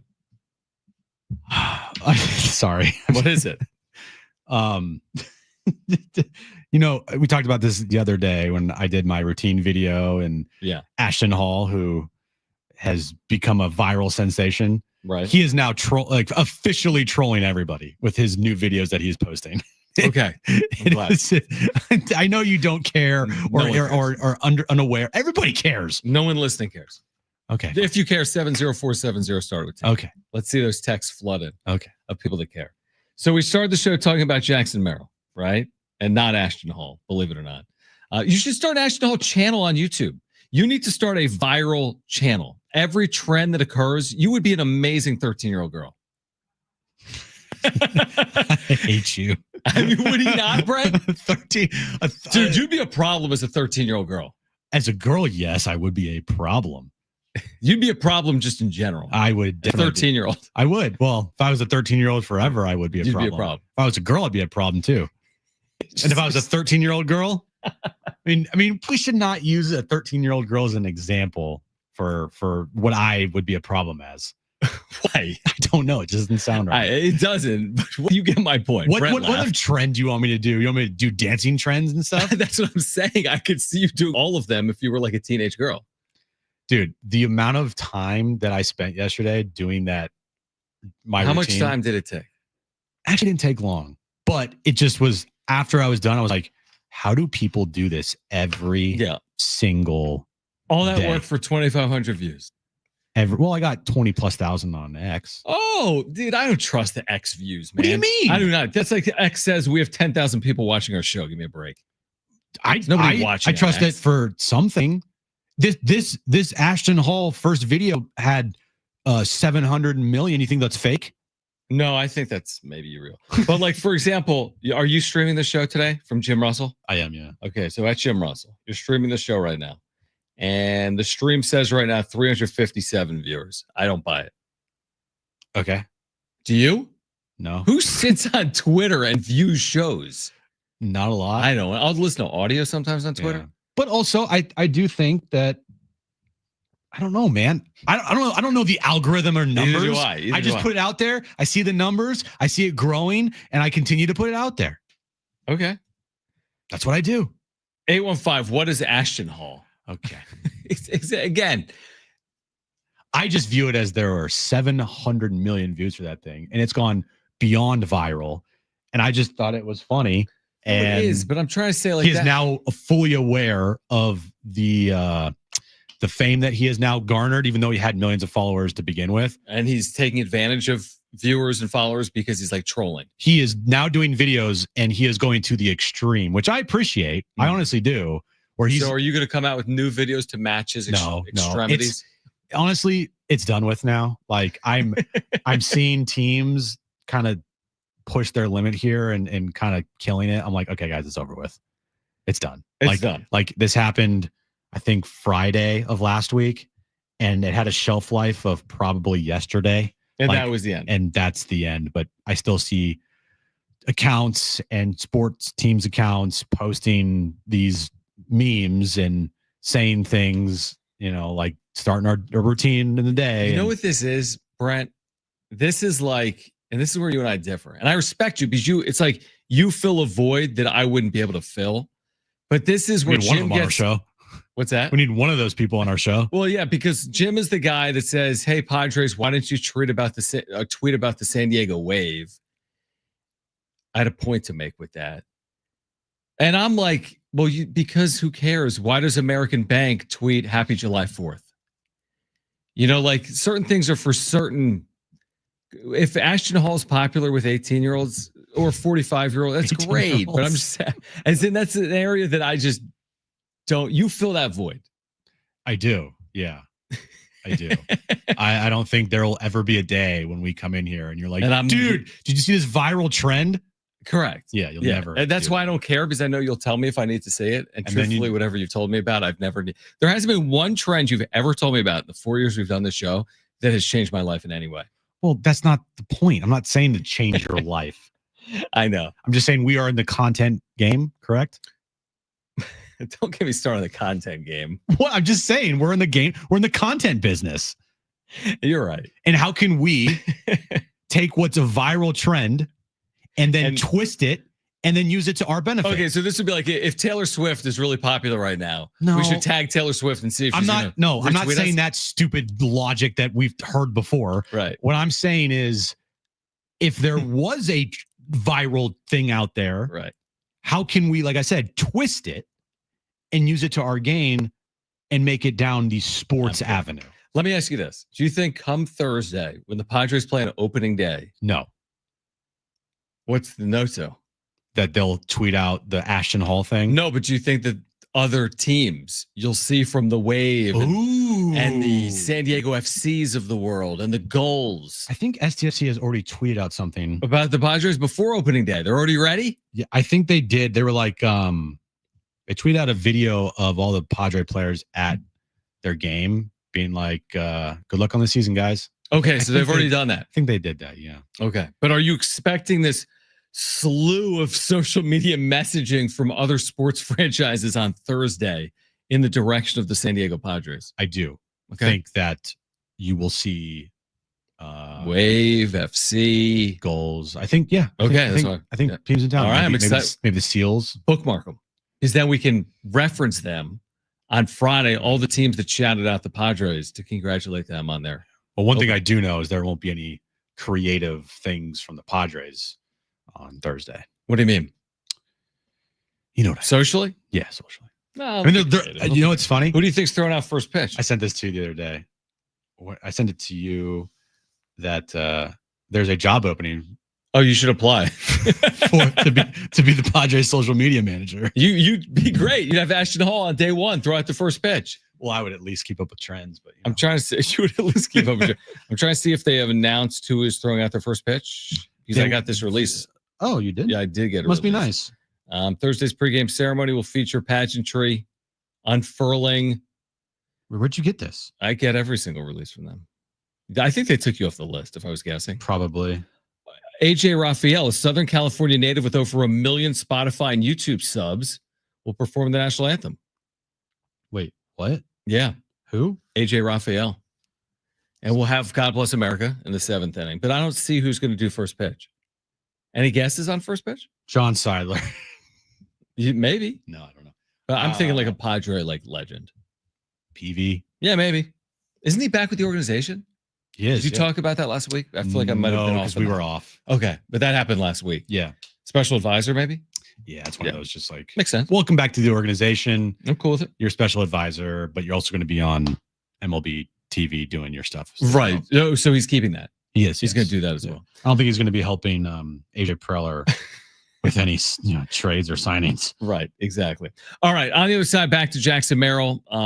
Can the Padres afford to wait out an extension on Merrill? Was the premise of an article earlier today from Dennis Lin in The Athletic, if you missed it. Plus, coming up at 4 p.m., Aztecs head coach, men's basketball, Brian Dutcher, 8 seasons in as head coach on the Mesa. He will join us to talk about this transfer portal window that is open. Plus, coming up at the 4 o'clock hour, your chance to win tickets to see Bob Dylan with Willie Nelson. This will be May 15th, North Island Chula Vista Amphitheater. By the way, tickets are available at Ticketmaster.com. But in the 4 o'clock hour, we've got Willie Nelson and Bob Dylan tickets. Coming up at 4 p.m., Brian Dutcher will join us. Can the Padres afford to wait on Jackson Merrill? We've got the very latest next on John and Jim.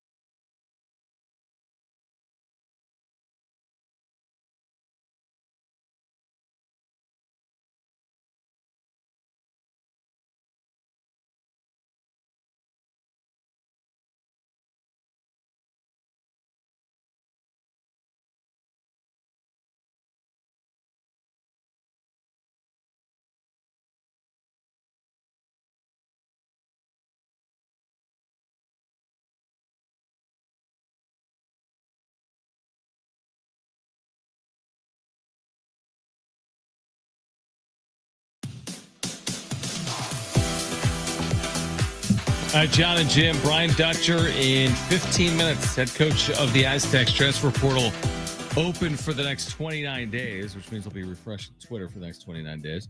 Dutch will join us coming up in 15 minutes. We have Bob Dylan, Willie Nelson tickets to give away. See, I was thinking about this.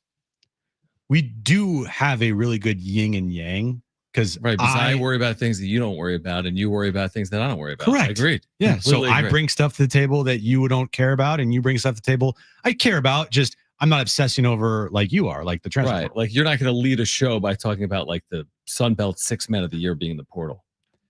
No, which I will is probably a good thing. Yeah. Now I won't either. You could give me a million guesses and I wouldn't guess. In my it. head, I would lead that show. Like if I was doing a show in my head, If you could do a show in my head, just a show that is just solely for like John a Schaefer. podcast. No. A radio show Yeah. that is just solely for you and nobody else. Right. What would I talk about? What would you lead with every day?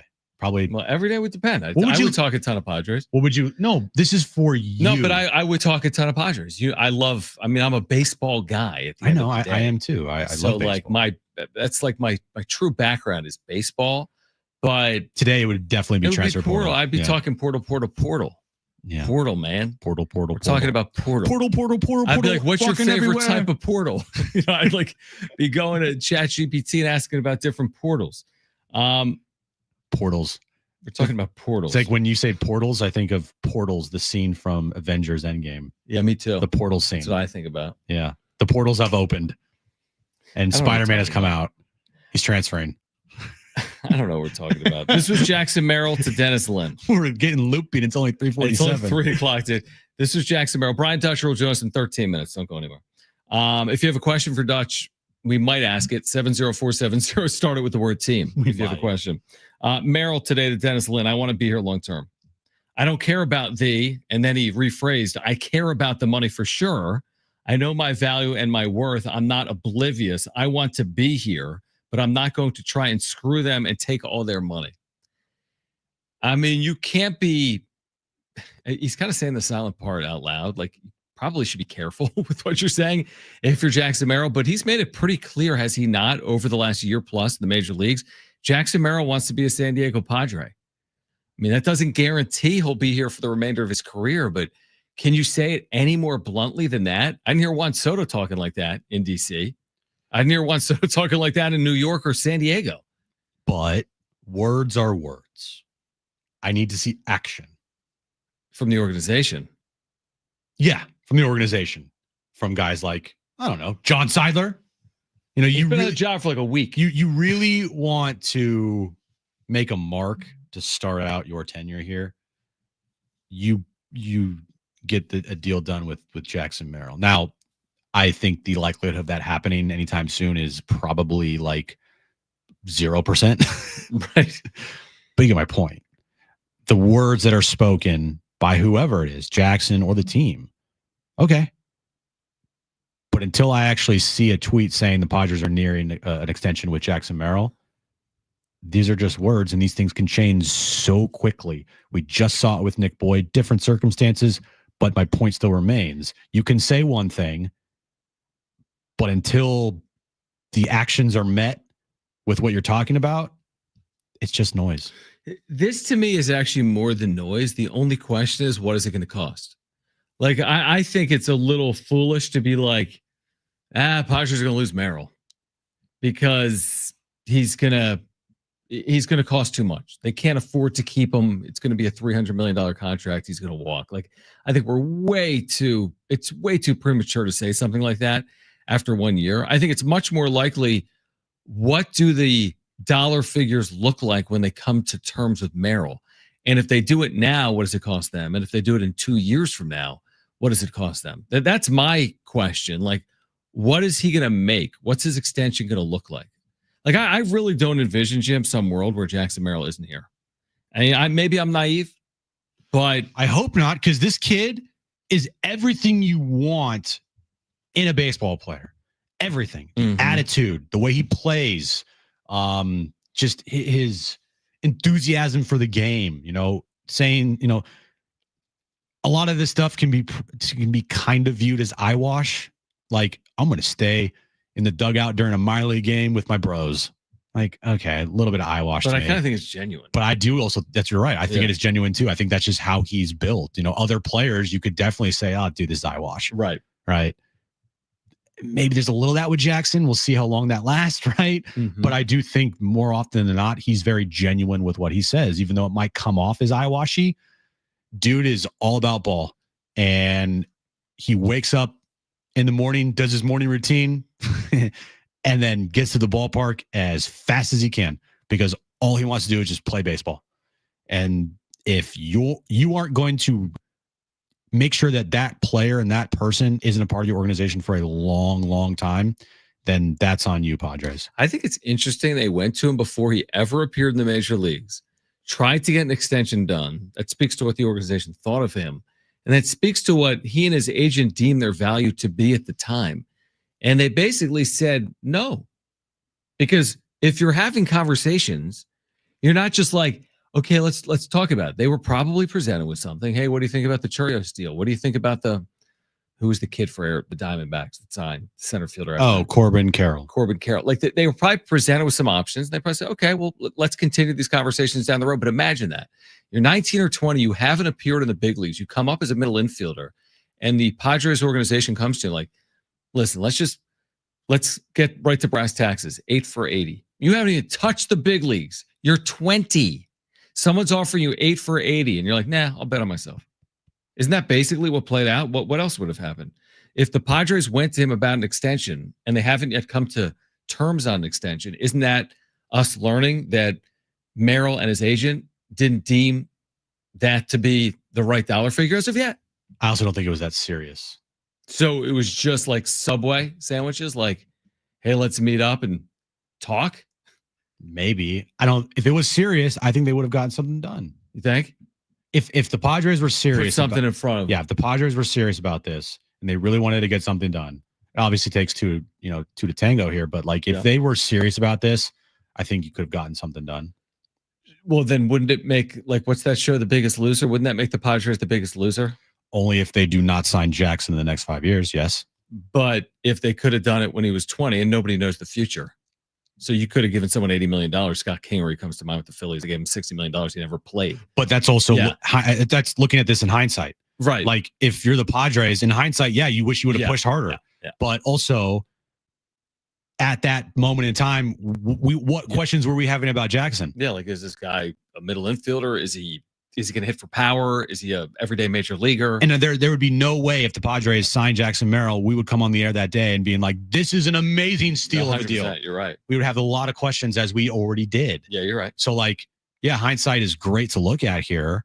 But also, I think you have to maybe applaud the Padres in that moment for not doing something just because they really like this kid without having one at bat in the big leagues. Should they do it with any of these kids right now? Top 2 prospects in the organization? No, they shouldn't. So, but then you're basically not betting on your development or your investment. You're being smart. Maybe. You're kind of like... But Salas comes up and all of a sudden your $80 million investment becomes $180 million. Yeah, and there have been times when, like, the Tampa Bay Rays have signed players before. Yep. And it hasn't really worked out for them. But you know, you get my point. There have been times where they have signed players before they got to the big leagues. Right.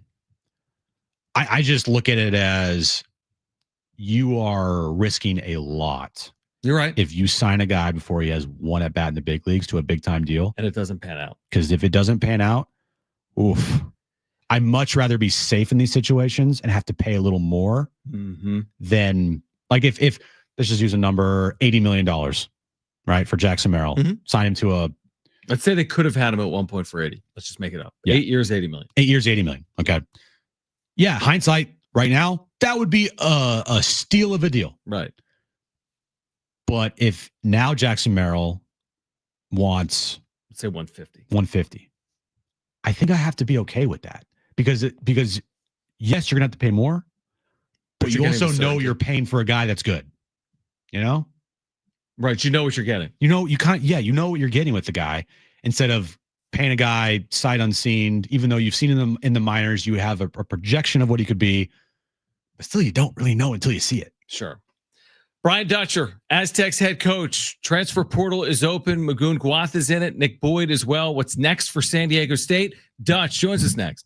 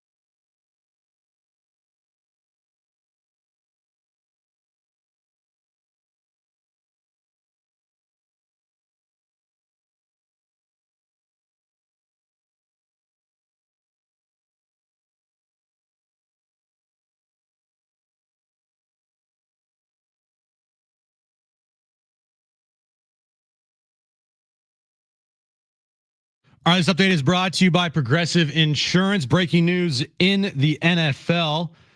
The New York Giants have signed another quarterback, John. This time They're signing Russell Wilson to a 1-year deal worth up to $21 million with $10.5 million guaranteed. Moving over to the Padres. We're just 2 days away from opening day, Thursday afternoon, 1:10 first pitch at Petco Park. It will be Michael King versus Chris Sale. Just a reminder, we will be downtown at Sidebar with our opening day broadcast. As you're making your way to opening day, come on by and say hi. We start our broadcast at a special time of 11 a.m.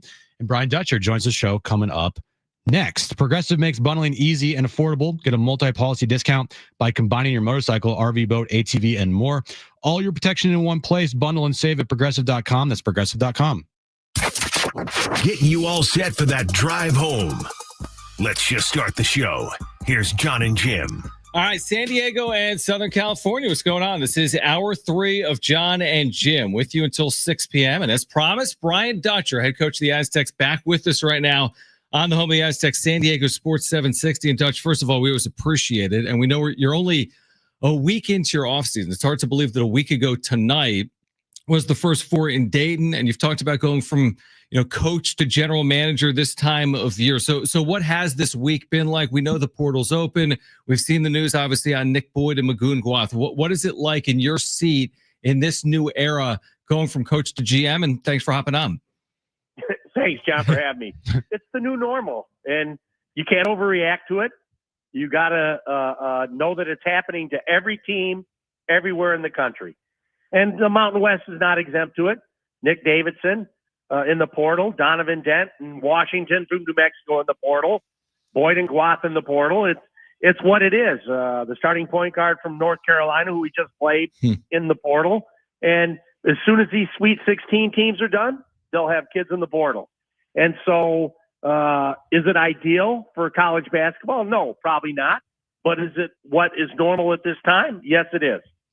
I wanted to ask about Nick Boyd. We had Nick on our show multiple times this year, Dutch, and I remember we had him on before your guys' run in March Madness, where I asked him, are you going to return next year? What's your thinking? And a lot of times it was kind of down the path of he was returning. Like there was a lot of wheeze when Nick Boyd was talking about with his decision for next year, staying here with the Aztecs. And he even mentioned at his press conference at in Dayton that, we'll be back. And so when he came to you and he said he was entering the transfer portal, at any point, did you feel a little misled by Nick or surprised, or what was your first initial reaction when Nick said he was entering the portal to you?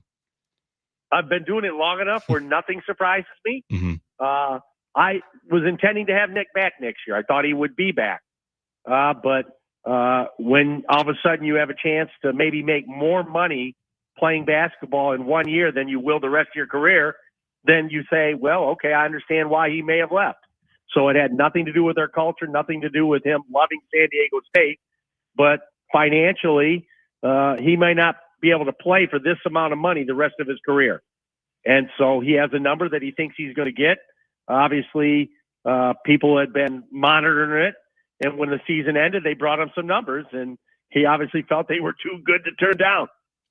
Brian Dutcher, head coach of the Aztecs, with us right now on John and Jim. We'll get into the dollars and cents of this world that we're in with portal and NIL and the matching campaign going on with Mesa as well. I mentioned the fact that you kind of go from coach to GM, and you've touched on that.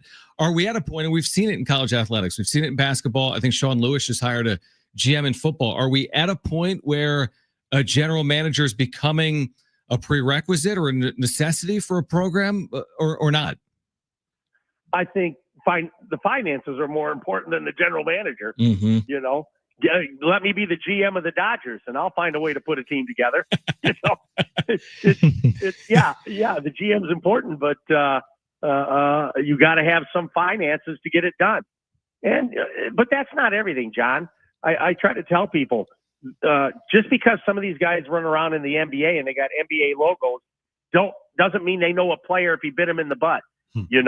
At some level, you still have to evaluate talent. You have to put a team together. You have to put a culture together in order to win.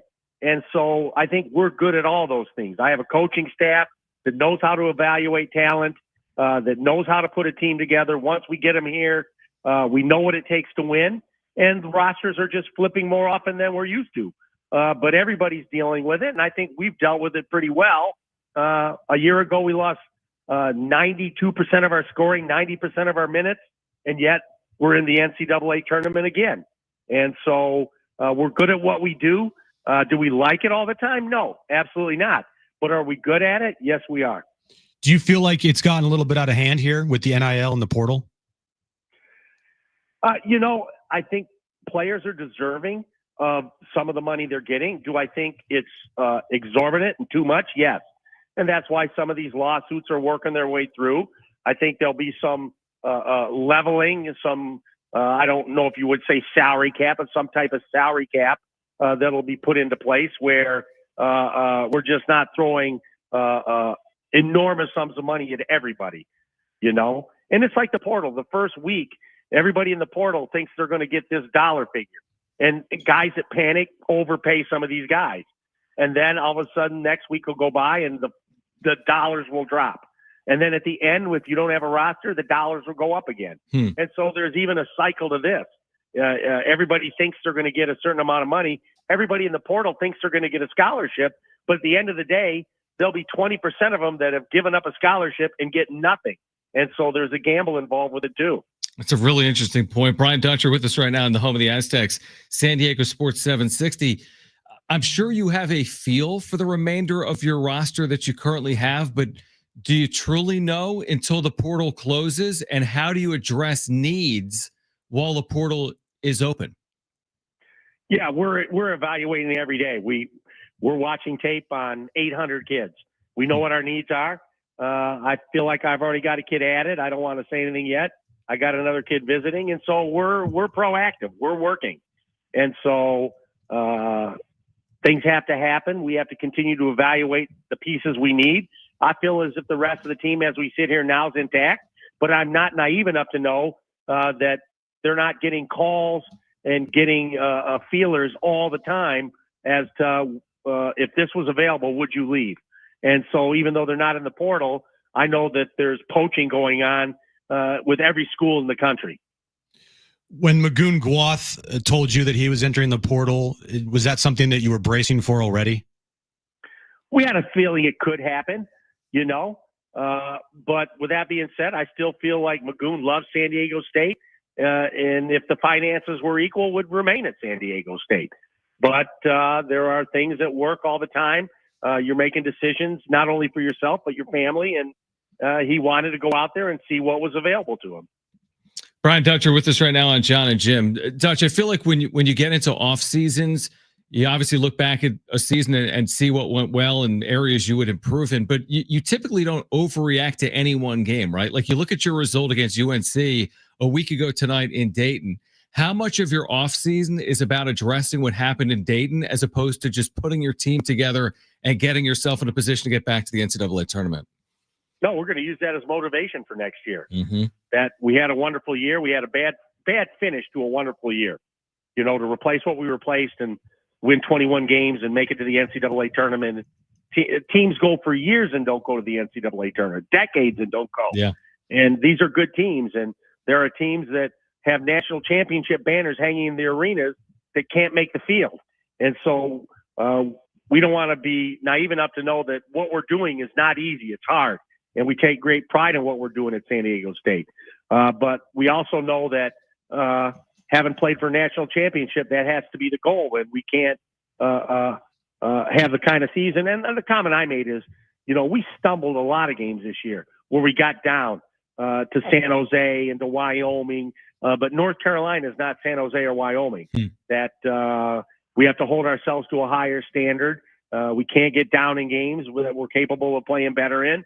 And when we play a team that we get down to that's really good, then we can't fight our way back, even as hard as we fight. And so there always are lessons to be learned, especially with the young team we had last year. So we'll use that game against North Carolina as motivation, as fuel to get us ready for the following year.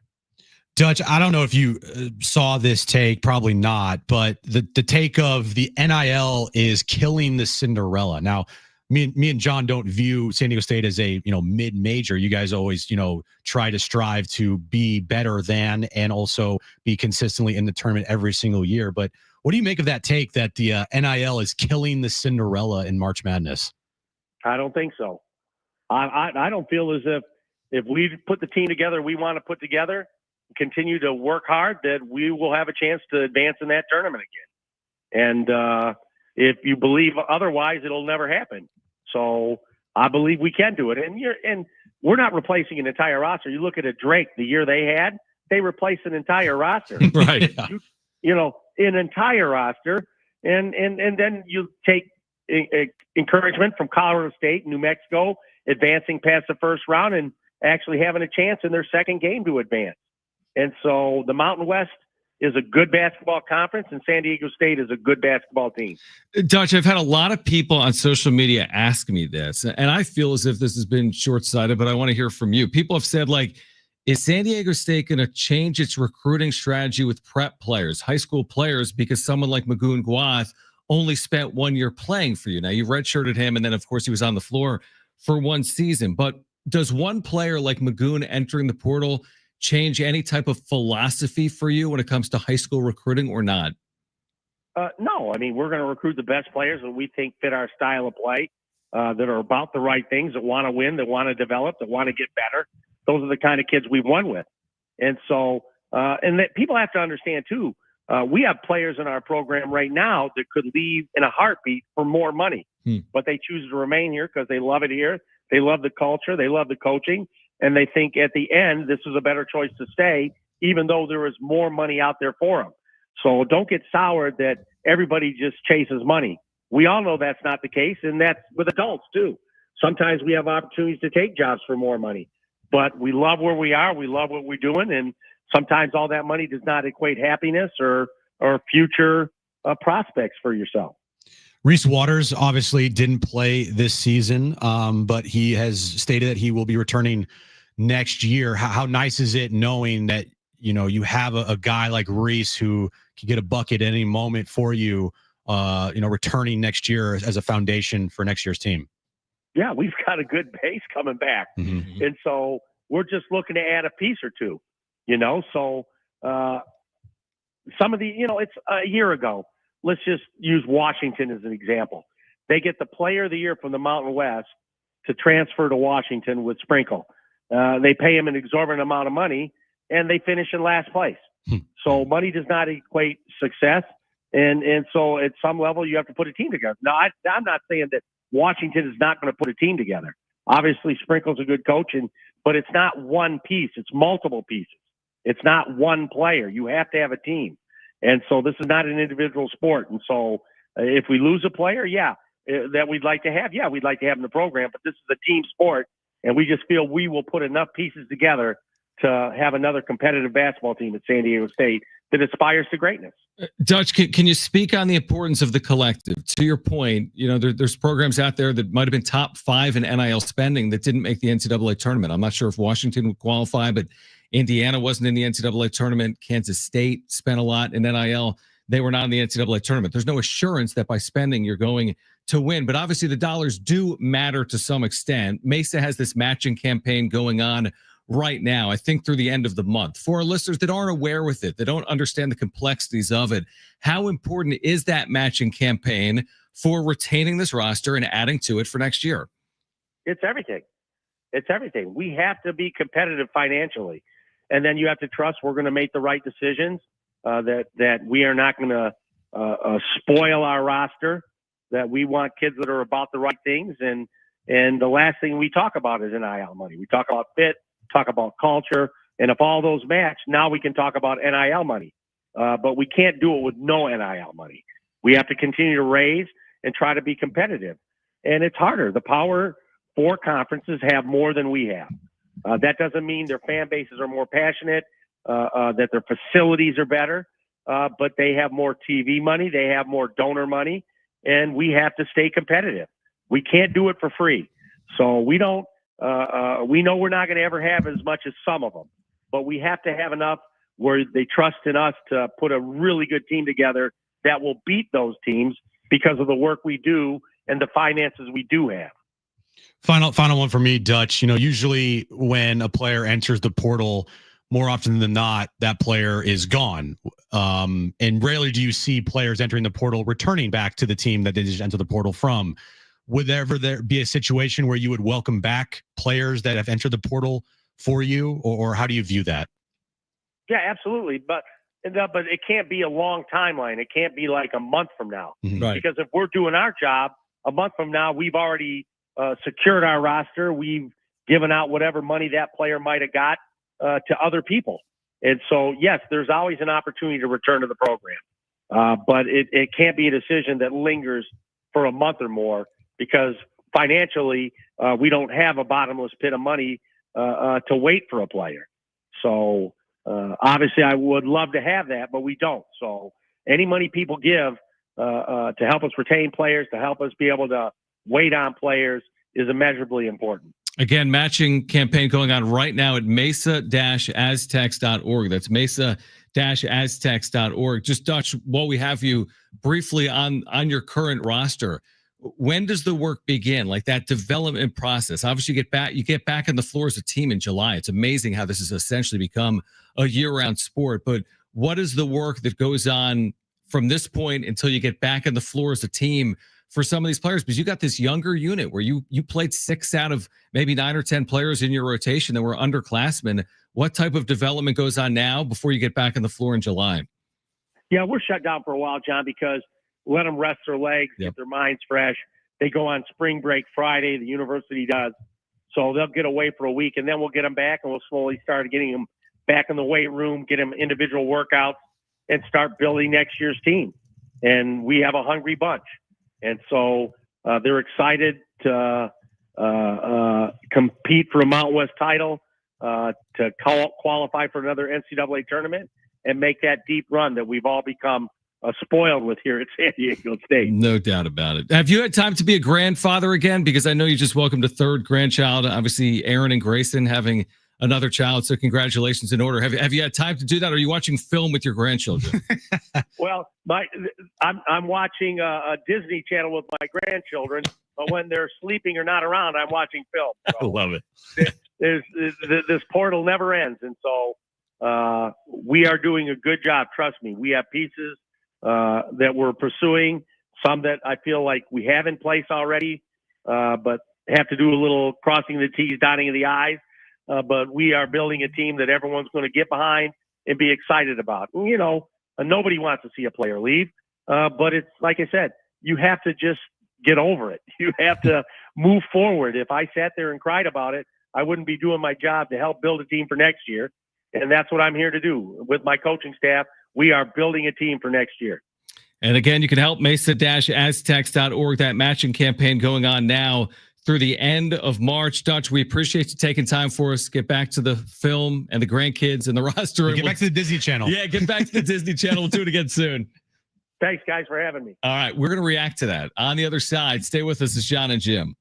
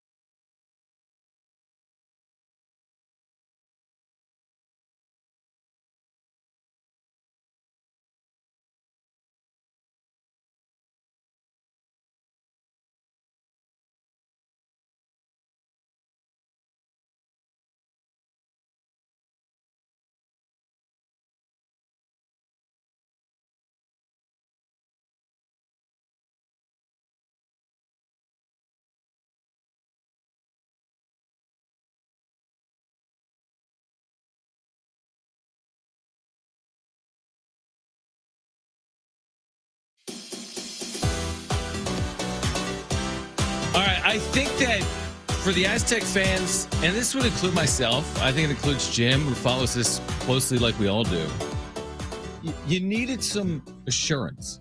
You know, Like, you just take a needed, deep breath. you take the deep breath, and I've been saying that. You're talking about a coach that 4 times in his career, let me just say this, let me make this point clear. 4 times in his career in 3 different decades has coached in a national championship game. 3 times an assistant, once a head coach. 3 of those at Michigan, 1 national title with Michigan in the 80s, 2 other appearances in the 90s, and then, of course, in 2023 with San Diego State. I mean, is his resume not secure? Like, he's pretty secure. He's gonna figure it out. The rules were different in 1989 than they were in 2023, and they're different today than they were last year. He'll figure it out. Yeah, Dutch has adapted very, very well. It was kind of cool. I knew he wasn't going to say the names, but he's like, we got people lined up already. Just got to wait to have the pen at the paper, and we're good to go. And you know, this isn't a knock on Guath or Boyd at all. But also, let's be real here. They didn't just lose Steph Curry and LeBron James. You know, like, they're really, really good players. Magoon Guath has the potential to be great. Nick Boyd, I loved Nick Boyd. Still do. I think he is a great leader. I would say he's probably one of my favorite Aztecs since I've been covering this team for the last decade. Yeah, I enjoyed him being here for the last year. I loved having him on the show. He is probably one of the better interviews that we've ever had from an Aztec player. But also, there are, as you said, 200 plus players already in the portal that are there's some really good players out there, really good. And Dutch knows talent. You can obviously, you know, look at his resume to have that be proven. And he's going to go out there and he's going to find talent. He's going to find players that can help this team win. And that's the world of college basketball and football, is you have to just reload almost every single year. And Dutch has a resume where if you doubt him, look at the resume. And if you don't believe that resume, then I don't know what else to tell you. I mean, people would have scoffed. I'm sure they did when Steve Fisher got here and said, you know, we want to get to a Final Four. I mean, what do you mean you want to get to the Final Four? I mean, how about winning half your games, right? When Steve Fisher got here. And then they get to the tournament, and then they win in the tournament, and then they're in Sweet 16s. Then Brian Dutcher takes over and says, yeah, like, we're going to get to a Final Four one day. And gosh darn it, they do. And then he joins us a week after the season. What does he say? We're trying to make runs in the NCAA tournament. Our belief is we fully can do that. He scoffed at the idea that Cinderella is dead. That you can't win games in the tournament. So look no further than Colorado State and New Mexico. They both won games. And Colorado State, if not for a really good play by that Maryland forward, is in the Sweet 16. Credit Maryland. Maryland didn't win because they have more money. They didn't win because they have a larger collective. The kid made a shot. Yeah. And as Dutch said, Washington, they finished in last place. They didn't even make the Big Ten tournament. Yeah. The Big Ten. And how much money they put in their program? 10 times more than San Diego State. Right. Maybe more. Dutch has an eye for talent. He knows what he's doing. He's done this for a while, guys. I think, you know, if you don't know, you should know that by now. Right. And is he always going to get it perfect? No, he's going to make mistakes. He's not going to always have the right player come in, and he might think, and they might think a player can really help them, and the player doesn't help them. Like, it happens, but his success rate over his failure rate, he has more successes than not. And I just, listening to Dutch talk there, if you're an Aztec fan, first, I mean, how could you not love Dutch and what he says? And two, I think that should at least calm some people down, I think. Yeah, it's just very soothing to hear it from the top that, while you may be panicking, by you, I mean the fan, and I get it. Fans, that's kind of your job as a fan. There's no panic at the top. What does Shaq say? If, you know, when Pat Riley was his head coach, he would always look at Pat and Phil and be like, the general's not, you know, freaking out, then I feel good. Right. And that's how you should feel about Dutch. Dutch isn't freaking out, so you should feel okay. Yeah. Does it suck? Absolutely. Am I saying you should be upset? We prefer the Like, opposite, absolutely. where players just stayed at their schools, basically. Yeah. Yeah. But if the general is calm, cool, collected, in charge, tells everybody, I got this, we're going to be good, I think you should feel okay about that. Deep breaths. All right, we'll get to the wrap on the other side. Plus, this hour and 15 minutes, your chance to win Willie Nelson and Bob Dylan tickets May 15th at the North Island Chula Vista Amphitheater. The wrap coming up next here on John and Jim.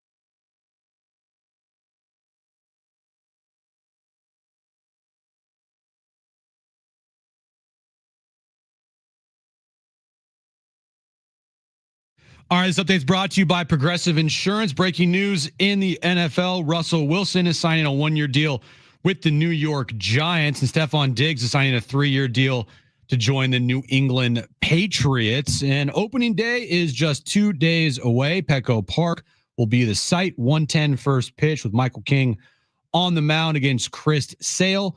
We'll be downtown at Sidebar for our opening day broadcast starting at 11 a.m. As you're making your way downtown to the ballpark, come on by and say hi to me and John. Progressive makes bundling easy and affordable. Get a multi-policy discount by combining your motorcycle, RV, boat, ATV, and more. All your protection in one place. Bundle and save at progressive.com. That's progressive.com.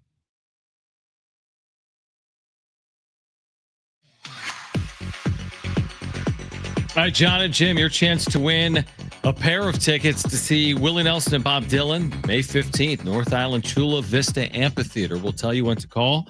Your chance to win those tickets coming up in the next 10 or 15 minutes. What's up, dude? What is up, man? How are you? I'm good. We're at the midway point of the show. I'm a little How you past. feeling? I feel good. I feel like I can go another 90. Well, we have to go another 90. This is like Schulte coming out to the mound and be like, How's your arm feeling? You're like, velocity. feeling good, coach. I'm feeling good, Skip. Coach. I know. Hey, coach, how are you? I'm sorry. I'm sorry. Is there anything worse than in a press conference at a Major League Baseball game when you hear some random reporter that usually covers like news, be like, Coach, your pitcher went like 5.5 innings. Did you think about him going 7, Coach? Like, wait, what? Well, what kind of question is that? Come on, guys. It's bottom of the 7th. Let's get some points. Get some points on the board. Do you know the awkward feeling? Because you spent 3 straight years at Petco, right? Yeah. Do you ever remember any of those like awkward feelings when people would ask the dumbest questions that didn't typically cover baseball? All the time. Right? And you're time. thinking to yourself like, oh my gosh. That's kind of why I don't ask questions when I'm down there. Not because I would come up with a stupid question. Okay. Because let's be real. Most questions are all stupid. Yeah, exactly. What are we really learning? Yeah. You know the answer. Yeah, most questions are dumb. Right. And how I view it is, Kevin, Dennis, AJ. I put Marty in that because she's always down there, right? Yeah, absolutely. If they don't ask a question that I'm thinking, like, probably not a good question, unless there is a question out there that truly doesn't get asked, and I'm like, oh, I want to know this. Which actually would come up a lot because you'd be like, well, hey, why did they bunt? Yeah, or why didn't they? And I usually leave it if I go down there or for whatever to those 4 people to ask those questions because that is their job. I don't want to undercut them and ask a question that they were thinking of asking. It's like, Dennis and AJ and Kevin and Marty, like I want them to ask the questions because they're really good at it. And 2, that's what they do. Right. So my favorite was within the last 2 years, we were at a press conference. I don't even know what it was with Preller in person at Petco. It was an introductory press conference for Bogarts when you embarrassed yourself. When you asked, like, what do you want to do with Soto? I choked on myself and I was like, Soto. And then, yeah, but he was like, yeah, we envision keeping one Soto. Yeah. And then they traded him. Yeah, they traded him. Exactly. So you asked the hard hitting question then.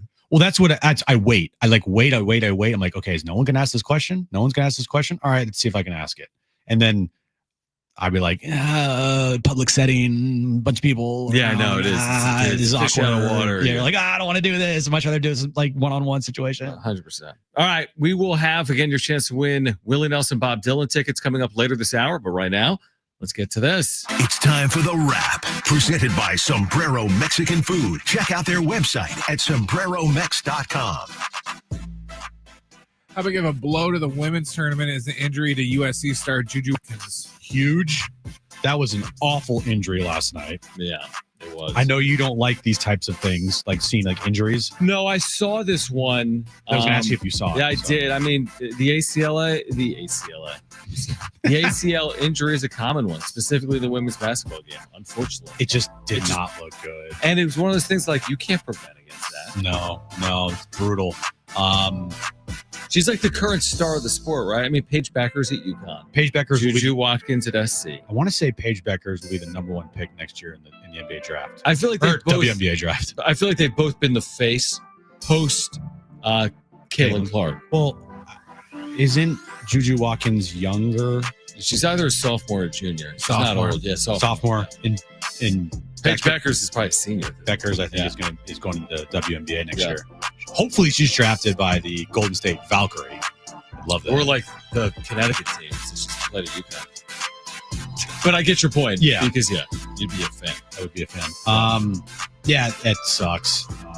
Yeah, because I think the biggest ratings for the tournament were coming. This is only the second round. So the Sweet 16 hadn't happened yet. Yep. The Final Four hasn't happened as of yet. And this was you're putting on display this, huge star in the women's game. And now I don't even know when she's going to return because the ACL is so significant and the injury's so late that the season's going to start in 7 months. And I would guess she wouldn't be available. Like, will she have the red shirt next year? I don't know. Maybe. Or maybe she'll be back at the halfway point. Brutal. So it's a huge blow to the women's tournament with SC moving on, but without Juju Watkins. Next question. Will Russell Wilson be good with the Giants? Dude, no, it's such a weird dynamic that you got Russell Wilson and Jameis on the same team. Huh? Right. Who are they going to draft at the 3rd overall pick? That's a really good point. That to me tells me that they might have got tipped off, or maybe it'd be a bad tip that Cam Ward and Shador are going 1-2. 1 and 2. And so they don't have a chance to even get one of those guys. So they need to just get a quarterback to fill the spot. Well, how cursed are you if you suck Very. every year and you can't get one of 2 quarterbacks when you're picking 3rd in a draft? But yeah, I mean, it's kind of a move of And desperation. who knows if Cam Ward and Shador are going to Could even be pan out. that good. One of them might, one of them probably won't. But I was texting our resident Giants fan in the building, Thor, from the show on Rock 105.3. Let's just say that he's not happy. He's a huge New York Giants fan. And I just sent him the tweet from Adam Schefter, and I got like 7 replies, and they were all like, Well, and by the way, one of the ways that someone like Shador Sanders or Cam Ward wouldn't succeed is by going to the Giants, because oftentimes it's about fit. I'm not saying that where they go will ultimately work out, but don't tell me that Patrick Mahomes didn't benefit from Kansas City and Andy Reid. Don't tell me it would have been identical. No, it wouldn't have been. I'm not saying it would have been great, and he might have won at a high level, but he wouldn't have won at the exact same level without Kansas City. Next question. You guys worried about the Lakers? Why should I be worried about the Lakers? They're 3-7 in their last 10, and they've dropped back in the West. I don't know where they right now are in the standings, but they're certainly dropping back in the West. I know they dealt with injuries, obviously, but now it's April, or it's almost April, and the postseason's about to begin, and they're not playing well, and they haven't been healthy. Well, also LeBron has been out for a That's while. what I'm saying, but they're not fully healthy. Fourth in the West. They lost 3 in a row. They're 3-7 in their last 10. 4th in the Western Conference. But yeah, it is a jumbled mess between 2 and 6 or truthfully something? 2 and 8. Now, again, I don't think the Timberwolves will be in the 2 seed because they're 5.5 games back of the Rockets. But I mean, crazier things have happened. Like that whole thing right there could change like dramatically by the start of the postseason. They're fine. They're going to be in the postseason. Yep. Their whole goal now is just to make sure to get healthy as possible. Going into the postseason, especially LeBron. And I don't think there's a problem with them right now, honestly. They're not playing well, but they're fine. They're going to be fine. Postseason starts April 19th. They have 11 games remaining. And if nothing else, you'd think you'd want to secure home court for at least a series and remain a top 4 seed. I think that's at least beneficial. Yeah, that is as opposed to going road. Yeah, that's the goal right there, is get a home playoff series. We had Alan on with us, Alan Sliwa. Yep. And I think he said they haven't had a home, like they haven't. It's been forever. You're right. Yeah, right? Yeah, he did say that. Because when's the last time they were the hosted home team in a playoff series? Like they had home court advantage. I don't know the answer. It's been a while. It's been a while. Yeah. So anyway, they're fine, but they need to be healthy. Next question. Correct. Will Magoon Gwath be a day 1 a lottery pick? I don't know if it was. Did I put day 1? Will Magoon Gwath one day be a lottery? Oh, okay. That's fine. I was gonna say there's no day 2, day so I think so. Yes, I do. I think he has got the size, and especially on the defensive end, an NBA team will fall in love with it. It's just how can he develop his offensive game, and can he, grow some size? If he truly takes a next step next year, wherever he goes, say he gains 15 pounds of muscle, instead of averaging 9 points a game, he averages 14 points a game, 9 rebounds, 2.5 blocks. Yeah, that's pretty good. Yeah, he'll be a lottery pick. Do you think it's more likely 1 year from today or 2 years from today? I would hope for Magoon's sake it's 2 years, because I think the more time to develop before you get to the NBA, the better. Right. And you're going to make a lot of money in college. Get paid both of the years. Yeah, you're going to get paid. So I think for him, again, he's going to probably have some people in his ear like, go to the NBA, you can get a bunch of money. I'd much rather be developed first than not. So I'm going to say 2 years. Yeah, I think he's got a realistic shot to be a lottery pick, but it'll be based on how he performs, obviously, this year and potentially next in college hoops. All right, call right now, if you want a chance to win 2 free tickets to see Willie Nelson and Bob Dylan right here in San Diego on May 15th at the North Island Chula Vista Amphitheater. The number to call is 877-767-4760. First 2 callers will be contestants for trivia. This is for 2 free tickets to see Willie Nelson and Bob Dylan right here in San Diego, May 15th at the North Island Chula Vista Amphitheater. Again, the number to call is 877-767-4760. First 2 callers will be contestants for trivia. We're playing for Bob Dylan and Willie Nelson tickets next.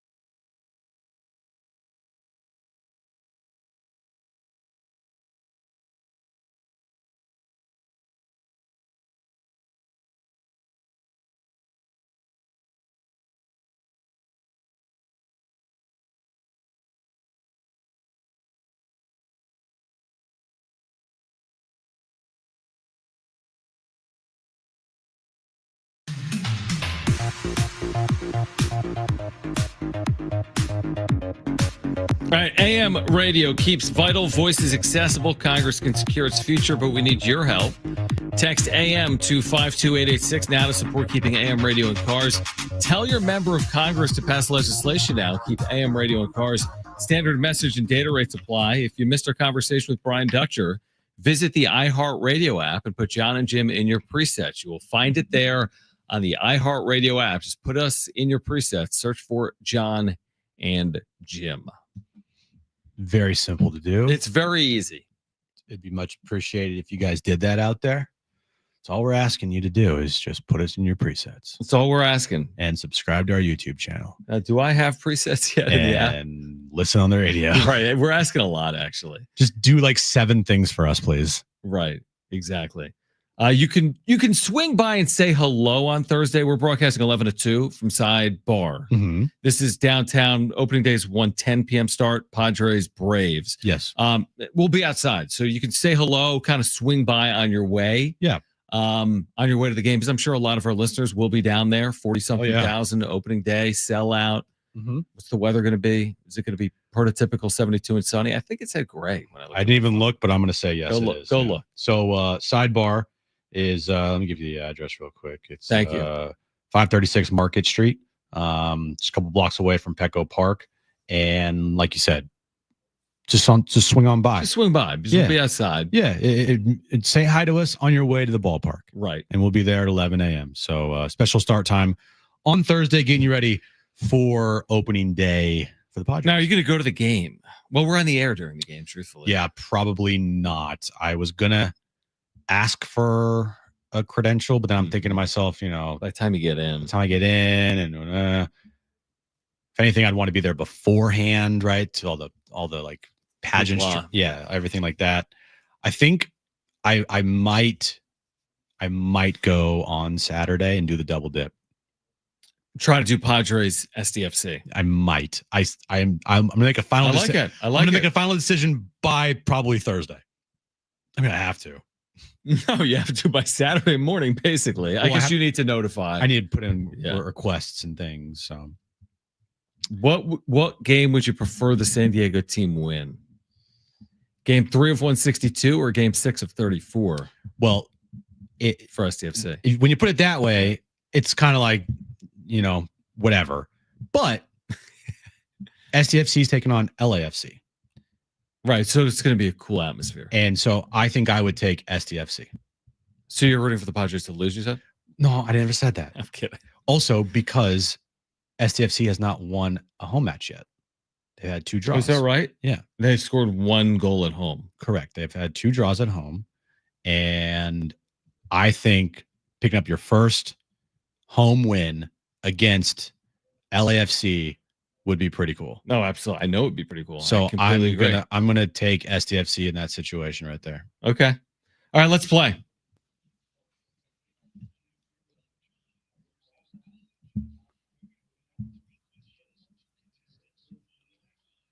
All right, 3 questions, 2 contestants, 1 lifeline. Today's 2 contestants, we have Thomas and Ben. Thomas, you called in first, so you have your choice of John or Jim. Who do you want to go with? Let's go with John today.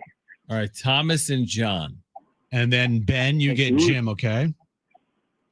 Sounds good. All right, cool. Brent, what's the question of the day? Hey, guys, yesterday we talked about the men's Sweet 16 being set. Well, the women's Sweet 16 is also set. Today's question, name any of the 9 schools that have 18 or more all-time Sweet 16 appearances. So there's 9 schools in women's college basketball history that have at least 18 or more Sweet 16 appearances. Name them. Okay. Ben, you're up first. What's your first guess? You gotta wait your turn. Go back and forth. Wait till I'm finished talking. All right. Ben, what's your first guess? You do have a lifeline if you want to use it. South Carolina. South Carolina under Dawn Staley. Was it going to be my first guess? No, I mean, they've been amazing recently. I'm going to say no. I have no clue. Brent's checking. No, they've been amazing recently, but 18 or whatever? Yeah. Thomas, you're up next. What's your first guess? You have a lifeline if you want to use it. I'll go with UConn. UConn seems safe. How many do they have, Brent? I'll say 30. 70. Under Gino, it's got to be 30. I know, it's 30. They have the second most, the 31. 31. There you go. All right. Ben, you're up next. What is your second guess? You do have a lifeline if you want to use it. I'll take a lifeline. All right. I'll give you Tennessee. You take that. Yes. Under Pat Summit, are they number 1 all time? I guess it'd be yes. Okay. There you go. 36. Look at you, Jim. Yeah, you're welcome. Thomas, you're up next. What is your second guess? You do have a lifeline if you want to use it. Dang, that was my guess. I'll go with. I got one for you. Now I have to use a lifeline. Let's go with the lifeline. I'm going to give you a sneaky one, Jim. Okay? Tell me if you would ever go down this path. And I think Brent might know where I'm going. This is not a traditional men's power. I know this. And I think I have the program right. Louisiana Tech was an absolute monster for forever in women's basketball. I will give you Louisiana Tech. Do you take that? Let's take it. You took it. How about that? Right? Do you remember that era, Brent? They were rolling. They were. I don't know who the coach was, but they were. I don't know if they're still good, but they were unbelievable. How many appearances they have? 20. 20. Thank you, Jim. All right, Ben, you're going to need this to stay in the game here. Oh wait, no. Yeah, you are. What is your final guess? You do not have a lifeline, so it's all up to you. Kentucky. Kentucky Wildcats, women's side. I'll say no. Is it on? No. Here's where I would have gone if the game is over. What about Notre Dame? That would be correct. Yeah. Thank you. Yep. Notre Dame. Let me just think real quick. So we said Tennessee, UConn, Louisiana Tech, Notre Dame. Did we say anyone else, guys? No. I can't think of any. Is there a Western school like an SC or a? No. Okay. Well, there's one. There's one West Coast school. That's it. Stanford. Yeah, Stanford. Of course. They were dominant. Yeah. All right, Stanford. So who else is on this list? All right, Tennessee's number 1, UConn's 2, Stanford is 3, Notre Dame is 4th, then Louisiana Tech, Georgia. Okay. Georgia's been 20, Yep. Texas, North Carolina, and then Duke. Duke in North Carolina. All right. So they've been good at men's and women's. All right. That's a good list. Good question. Congratulations to our winner because you have captured 2 tickets to see both Willie Nelson and Bob Dylan. This is the Outlaw Music Festival, May 15th, North Island Chula Vista Amphitheater. For tickets and information, you can visit Ticketmaster.com. Again, tickets and info at Ticketmaster.com.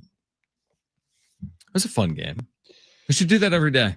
Got Ben Fadden tweeting us like, Is I he? would have aced that game in a second. Is he really tweeting us about it? No, he's texting us. See this, Ben. He just said that this game would have been easy for me. Is that right? Hey, Ben, are you? I didn't know Ben was some hardcore women's basketball fan. Ben's a hardcore everything fan. That's true. That's true. Yeah. Were you caught off guard by my Louisiana Tech? 100%. I would not have guessed that ever. The Texters. I remember their uniforms. Yeah, but were they baby blue? Or, yeah. But I couldn't remember like anybody that played for them or their coach. No, I just remember like their uniforms and like highlight packages and stuff. Yeah, I would have never guessed Louisiana Tech. But you knew Tennessee? Yeah, which is impressive. Tennessee, UConn. That's probably it right there. All I know is, however often Gino Auriemma has won at UConn is absurd. I don't care what the sport is, what the era. Is that the most like dominant run of any coach in any sport? When he retires, it's like wait, what? You want to take over for him? Yeah. Like you're not going to emulate that. You're not going to replicate. Well, I mean, John Shire's doing a pretty good job at Duke right now. True.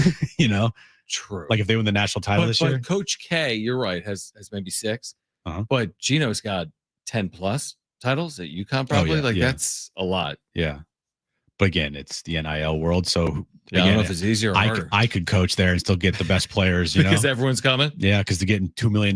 Brent's looking that up. How many titles does UConn have in women's basketball? Because they got a lot in men's. It's either 10 or 11. But they got a lot in women's. Yeah, it's double digits. Gino's got 11 national ridiculous. titles. That's unbelievable. Is that good? It is. But he's a loser. None since 2016. Oh, get rid of him. What a joke.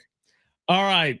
Is Jackson Merrill going to be in a Padres uniform long term? Plus, has the business of the Padres ever been better than now? We'll touch on both on the other side to kick off hour 4 of John and Jim, and it's next.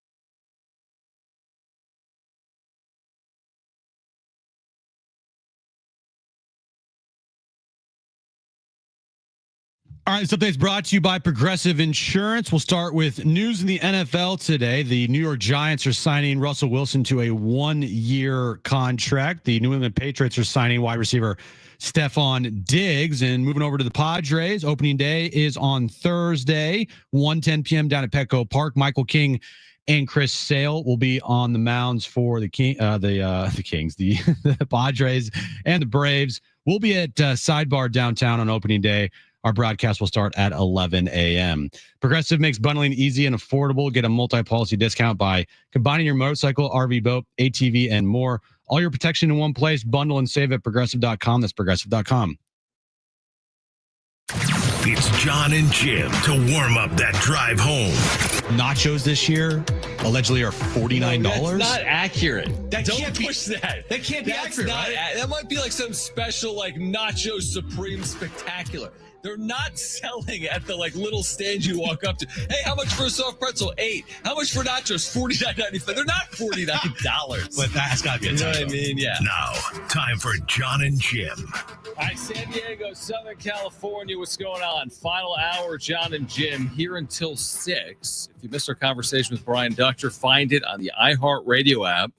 Download it, search for John and Jim. Put us in your presets. You can hear Dutch with us earlier at 4 p.m. here on John and Jim. So I mentioned briefly earlier that I think I'm going to be sore. Now, it's not from, I've been going to Orange Theory, right, for like years. You can't tell, but I literally can't tell. right. So Orange Theory is not to gain muscle and build muscle mass, right? What are you talking about? What is Orange Theory exactly again? Can you remind me? It's like group fitness. Half of it's on a treadmill, half of it's doing weights. Sometimes you do a rower. See, my theory is that you just go there and you start working out, and then you'll find somebody to talk about like San Diego State basketball or football I with. do. I have a couple of people that talk San Diego And then State. it ends up turning into like Me doing nothing. I spent an hour at the gym, but 45 minutes of that was talking about the transfer portal. Well, Kristen gets mad at me because she's like, maybe just in the 1 hour class, you only go to the restroom one time. I'm like, I had to go to the bathroom. Like, You're what am that I supposed to person? do? Yeah, I am that person. But anyway, the reason my back is sore today is that me and Jim went up to Carlsbad because we got a buddy who runs a place called the Bermuda Club, which is ridiculous. It's like Oh this my unbelievable gosh. place. And he wanted to treat us to like golf simulators. Yeah, what's up, And Scott? Scott, thank you for having us again. We've been up there a couple of times, or I have. But I went up there initially and I'm like, Jim, Dude. and I sent him pictures of this place, Oh, which basically is like, it's this ridiculous place. You have to see it. But I'm like, Jim, you need to get here. This is literally made for you, not me. Because it's got like golf simulators and like everything that men do that I don't do, it has. yeah. So we went up there today and we're hitting golf balls. And I'll be honest, It did not go well it for you. didn't go well for me. Now you look like, honestly, you look like you've like professionally played golf. I have not professionally played, but I play golf. John. It's ridiculous. You actually look the part. You hit the ball, it goes in the air, all those things. okay. Goes 275 yards and This place was like my heaven. 100%. It had everything. It had TVs everywhere. It had a gym. It had a workout area. It had beer. Like, yes, by it the had way. beer. It had like a spa area. It had a lounging area. It had a putting green, and the best part of all, it had a simulator, golf simulator. You were in heaven. It also had video games as well, Yeah. old school video games, NBA Jam, Whatever you want. Pac-Man, I'm like, why don't we Golden just Tee. why don't we just take the show on the road and do it from Bermuda Club? Yeah, like I was like, can I just hang out here for Like ever? the rest of my life? Like Kristen and Jones will see you another time. Like Aaron can visit on the weekends. Maybe. But Anyway, it was thank you, amazing. Scott. Thank you, Scott. Yeah. Appreciate it. The place is awesome. It's great. Look at my X account, my Twitter. There's a photo of me and you. Put that on John and Jim. I posted a video. I said my new John and Jim pre-show routine, and it was Yes. just us at the Bermuda Club. But check it out. It's great on my socials. So yeah, There's nothing better than Jim's social. I promise you that. there is. But you know, whatever. What is it? All right. By the way, Kevin AC will join us tomorrow, a day before the Padres take the field for the first time in 2025. Like, does it feel kind of like the longest offseason ever? To me, it does. It feels a little bit like a lifetime ago that we were recapping Game 5 of that horrific Dodger series. Doesn't it feel like a lifetime ago? Honestly, no, it doesn't. It does to me. You know where I was? Wyoming. Oh, you were not here. I was in Wyoming. We did like San a Diego 2-hour State. wrap-up show, and we had like 30,000 views, maybe? 30,000. Yeah, it was ridiculous because It was all Dodger trolls. there was a good amount of Dodger There were a lot trolls. of Dodger trolls. Yeah, but okay, from that moment to today, you have Roki. mhm. I mean, what a saga. Yeah. The Roki saga was our offseason. It made our career. The Shield side of the lawsuit. Shield Sadler lawsuit, exactly. And then the very quiet offseason until just, I guess, until Nick Pivetta. Like, you're not going to remember the offseason for Martin Maldonado. No, but we weren't talking about Nick Pivetta rumors with the Padres Not for at like all. weeks on end. I think that the two things we covered primarily, well, there were three things. The weeks-long topic of how can you go 24 consecutive scoreless innings, Yeah. and then the Dodgers win the World Series, into, well, Roki Sasaki, so you say there's a chance. And Mike Schultz, Is it a Padres Mike jersey? Schultz like, we're good. We're good. He's coming. He's going to be Whatever he here. said at the winter meetings to Yeah. get us all excited. And then Shield Seidler, like, Happy New Year. I'm filing a lawsuit to control the organization. Yeah, that was, yeah. And then here we are. Spring training, somewhat uneventful other than Yu Darvish's health. And here we are. Here Opening we are. day. Yeah, it really, to me, does not feel like a lifetime ago, like for you. Interesting. It feels like forever for me. It still was, what, 4 or 5 months ago? Yeah. But to me, what feels like a lifetime ago is opening day last year. I mentioned it yesterday. If you look at the roster on opening day last year compared to at the end of the season and then compared to now, they didn't have Luis Ariz on that roster. They didn't have Donovan Solano or David Peralta. You know, they didn't have Jason Adam on that roster. We didn't know what Jackson Merrill was going to turn into. And they had Graham Pauley and Jose Azocar and Tyler Wade on that roster. And now those guys are gone. Now, Yuli Gurriel and Martin Maldonado aren't any better. Jason Hayward, you could argue they might be worse. But we know what Michael King is now. We didn't even know Michael King could do that last year at this time, right? No, we had no idea. We had no clue. So we know what Michael King's capable of. We obviously know what Dylan Cease is capable of. Manny Machado, we know what Jackson Merrill's capable of. Tatis, if he can just stay healthy for one freaking year. Right. Jason Adam, right? Nick Pivetta is not going to be any world beater, but he's going to be consistent for you. If his ERA is in the fours, okay, but I think he can have some really good outings for you as well. Like, I think he can have some real good flashes for you, like high strikeout games where you're like, whoa, but then he's going to have some blowout games as well.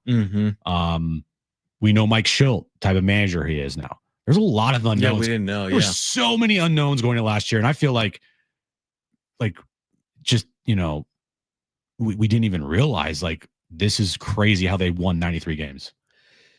Yeah, you know, it's interesting because earlier today I heard a lot of discussion about, like, they got to get off to a fast start. I think we were preaching that in 2024, and they didn't get off to a fast start. In fact, they were 45-45 after the All-Star break. Remember that? They were blown out in the first game after the All-Star break. I think they were 45-45. They lost to Cleveland like 13-1. And then they were on that torrid stretch. From 45-45 to 93 wins means what? That they still won 48 games. You know me as the math. They won 48 of their last 69. Yeah, it was an incredible nice. Stretch. 48 of their last 69 they won. That's an absurd stretch. So, yeah, starting fast would be nice, but so would finishing fast. And finishing fast gives you a position or gives you a belief that you can win in the postseason. But what also that tells you is, you know, well, I don't know if it tells you anything, but if they do end up at some point this year at the 90-game mark, 45-45, then you're just like, okay, well, you got to replicate what we did last year. Which isn't going to happen. It's not. It almost felt like a lightning in a bottle situation with a lot of players and the team. Yeah. So I actually do think they need to get out to a way better start this year. So you're not putting the pressure on to have to replicate what you did last year in a 2-month stretch, which was, I don't know, the best 2-month stretch in the history of the franchise. I agree with that. Now, I hope Padres fans right now are seated or slow down on the highway because Juan Nunez, the Rule 5 pick, has not made the team. Juan Nunez will be returned to the Baltimore Orioles. They took him in the major league portion of the Rule 5 draft. He was fighting for a spot, I guess, in their bullpen. He will be returned or offered back to Baltimore and not make the team. Is the team finalized at this point? After today, John, I will never care. Not that I won't care. I'll never remember the name Juan Nunez ever again. Not even tomorrow. If I say, "Hey, remember the name Juan Nunez?" You'd be like, "What are you talking about?" On my own. Golden State Warrior? Like on my own. I've obviously if you said Juan Nunez, I'd be like, okay. Right, but you'll never reference him in any capacity. Not one time. Did we even talk about him at any point? I think we mentioned him one time. And Right. this is the other time we're mentioning Juan Nunez. So I think Ben Fadden. Who? I think he tweeted out a list of what he believes is the players that made the team. My point is, I don't think there's anything right now that we're waiting on. Like a year ago, remember, as late as the start of the season, they traded for Dylan Cease. Now, I know their season started early, but they actually traded for Dylan Cease like the day their season started. And he met the team. And then they traded for Luis Ariz like in 3 weeks or 4 months. Right. These were massive moves. Yeah, dude. Now, there's always the possibility of like, oh, the Cubs put whomever on waivers and we're going to pick them up and put them in our bullpen. But that's not overly concerning, like a Juan Nunez type move. Last year, you had these huge moves, Cease and Ariz, back to back, March and May or March and April, that really played this huge role for the Padres in 2025. I guess it's hard to predict, but it doesn't appear as if something like that is down the pipeline right now. I don't think there is. I'd be surprised if there is. Right. I think this is what they're going to go with. And I don't envision a move 2 weeks into the year where we're like emergency. Right. I just don't see that. They have their pieces. This is who they got. And I like their pieces. I really do. I can't wait to see a healthy Luis Ariz. He tore the cover off the ball in spring. It is what it is in spring, whatever. But, when Luis Ariz came here last year, he went on a tear and he got hurt and he wasn't as good. He still was, from baseball standards, well above average hitter. But he wasn't the guy that we saw the first month or so here in the Padres uniform. Like every day, the guy was having multiple hit games. Right, I remember. It's ridiculous. Yeah. Can Tatis stay healthy? That's a big question mark. But if he does, can't wait to see that. Jackson Merrill year 2, can't wait to see that. Manny Machado, big year for him, being fully healthy in the offseason. Can't wait for that. Bounce back year from Xander. Year 2 of Michael King as a starter. Dylan Cease in a walk year. The new Padre Nick Pivetta. There's a lot of pieces I can't wait to see. And I think getting out to a not like a super fast start, but getting out to a nice start would help a lot. So you're not putting pressure on yourself later in the year to have to pull off a run like you did last year. Yeah, where they closed again 48-21. Yeah. In their last 69 games. All right. What is the Padres payroll heading into the season? Tell us about the direction of the franchise under John Seidler. We'll discuss on the other side. We are here until 6 p.m. on John and Jim.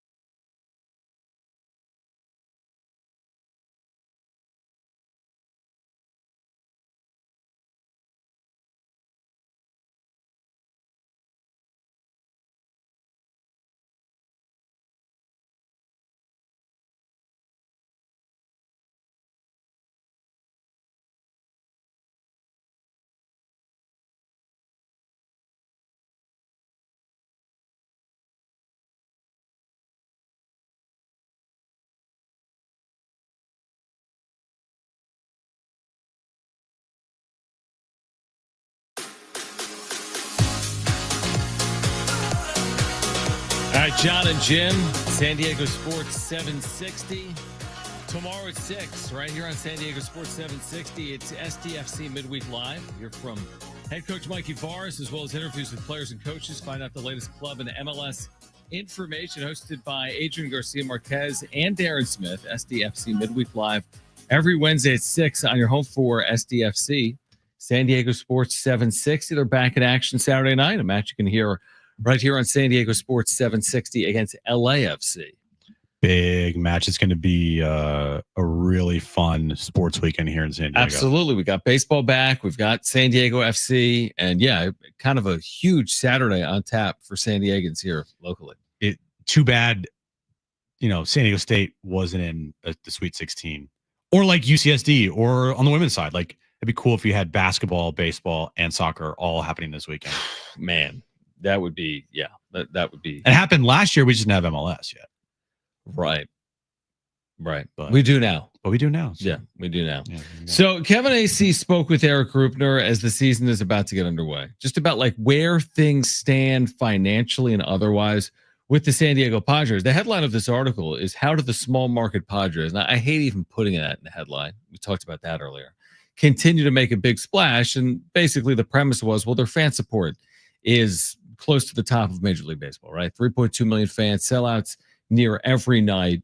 And that has allowed them to spend maybe beyond means. I think some people would probably argue that they've spent beyond means. They're going to enter the season, Jim, with the 9th highest payroll in the sport, $199,240,000. That's $6 million behind the Houston Astros for 8th most in the sport. Atlanta, by the way, who will be here on opening day, is 7th in payroll at $206 million. We mentioned the Dodgers, $334 million in TV each year. Their payroll is $322. So they actually spend less in payroll than they get in TV. But do you feel as if they can consistently sit top 10, which is where they've been by and large? Like, right? For how long? Yeah, I don't know the answer to that. Under John Seidler in the 2020s, because it's now 2025, for the next 2 to 4 years, can they sit in the top 10 in Major League Baseball in payroll? I don't know. Stay tuned. I don't know. I don't know what to think of John yet. I really don't. I don't know how the lawsuit's going to impact this team. Right? We've had people on that says that these types of things do impact organizations and franchises for a good amount of time until it's resolved. So if in 2 years from now, they've gone 2 more off seasons where they don't spend another penny like they did this year, and AJ is like having to make these creative deals happen. Yeah, I don't know if I could at that point in time say it's sustainable. That's fair. Yeah, I would agree with that. Now they're going to have still a big payroll because they just have money that they got to pay guys. I mean, they got to pay Manny, they got to pay Xander, Tatis, Cronenworth, Darvish, right? They still have a good chunk of money that they will have to be paying players. But I just don't know what to think of it. I don't know what to think of this team going forward after this year, if they can maintain it. Like, it's a nice thing to say, tell the fans, like, top 10, a top 10 payroll, guys. Right. Okay. Can you tell me that your guys are going to have a top 10 payroll for the next, 5 years? That's kind of the point. The premise of the article also was one of these teams is not like the others, which is the other teams, the top 10, all are in quote unquote large markets, right? That's where we get with baseball. Like, listen to the top 10: Dodgers, Mets, Phillies, Yankees, Blue Jays. Toronto's a huge city. Now, they don't win, but they try to spend. Rangers, obviously, in Dallas, Atlanta, and then you have Houston. How many World Series have they won here in the last decade? And then the Angels, who are, technically in LA. So the 9 teams they're competing with in payroll in the top 10 are all kind of in inarguable larger markets for whatever that's worth.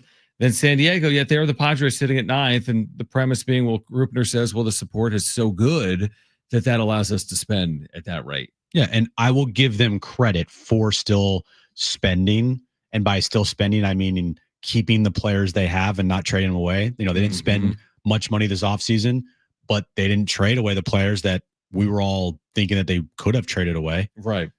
to, free up payroll and free up money, right? So I'll give them credit for that, but the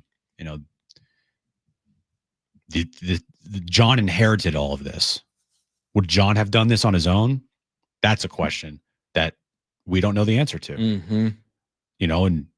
And let's just say down the road, okay, John is the control person of this team for the next 15 years.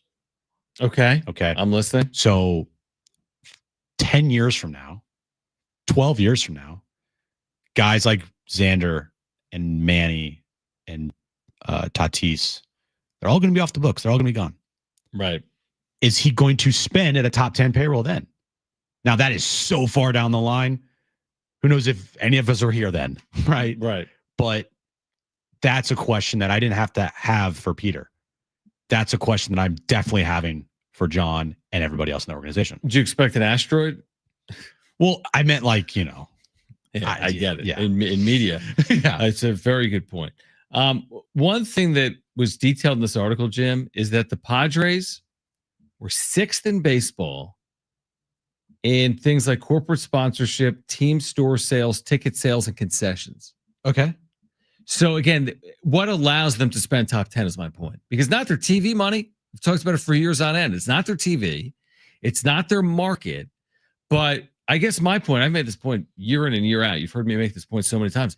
Padres fans are so good, it's actually giving the organization a chance to kind of keep up with the Joneses. Because in a sport like baseball, unlike the NFL, unlike the NBA, like you can get run out of the gym in payroll. There's nothing stopping the Yankees from spending or the Dodgers from spending. Like, how do you keep up in this sport? I think the whole point here is that Padres fans are so good and go to the ballpark so often that it's giving the Padres a chance under John Sadler's ownership to win at the highest level, which I kind of buy, as in because the fan support has been so good, they can invest in the organization and at least they have more than hopefully a puncher's chance against teams like the LA Dodgers. I buy that, but the other side of that coin, to your point, is what happens on the other side if you don't win.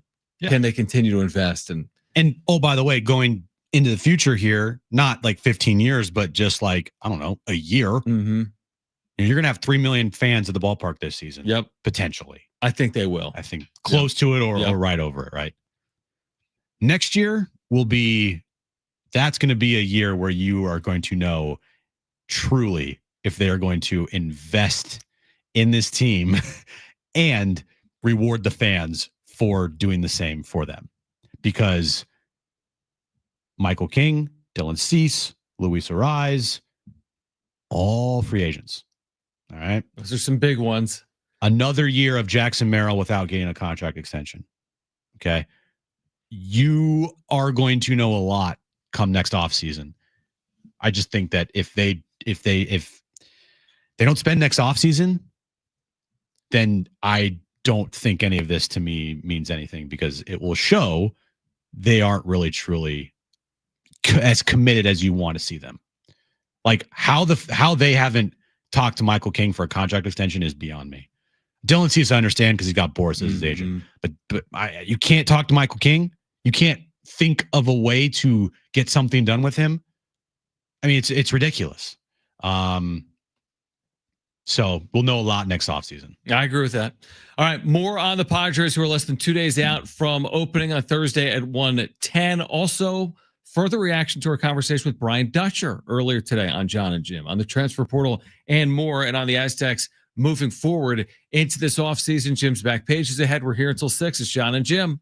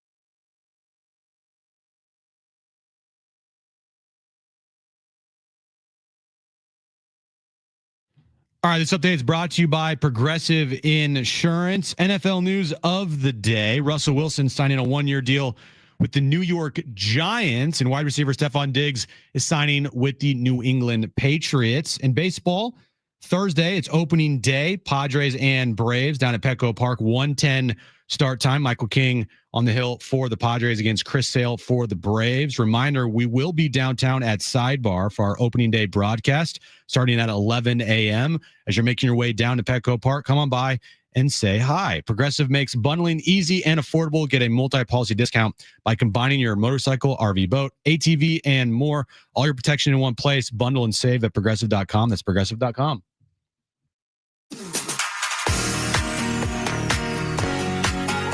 Jim's back page coming up in about 10 or so minutes. Here until 6, John and Jim. Again, Kevin Acey, Padres Insider, a day out from opening day, will join us tomorrow right here on John and Jim. We did have the pleasure of being joined by Brian Dutcher earlier. There has been, I think this is completely fair to say this. Tell me if I'm off base here. There's been a lot of panic. There's been a lot of panic within the fan base, has there not? No, you're right. There's been absolute panic. Uh-huh. And some of it I do understand.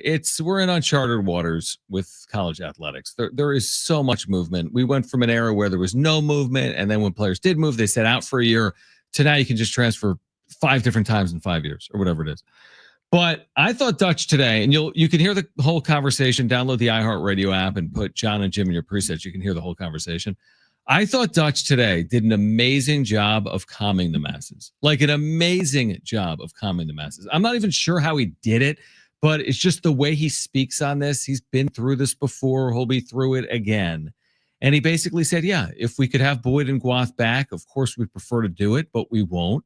And we'll address needs in the portal, and we'll have pieces back. And we envision winning and winning at a high level moving forward. What do I say all the time? Heavy is the head that wears the crown. No, that's you. Right.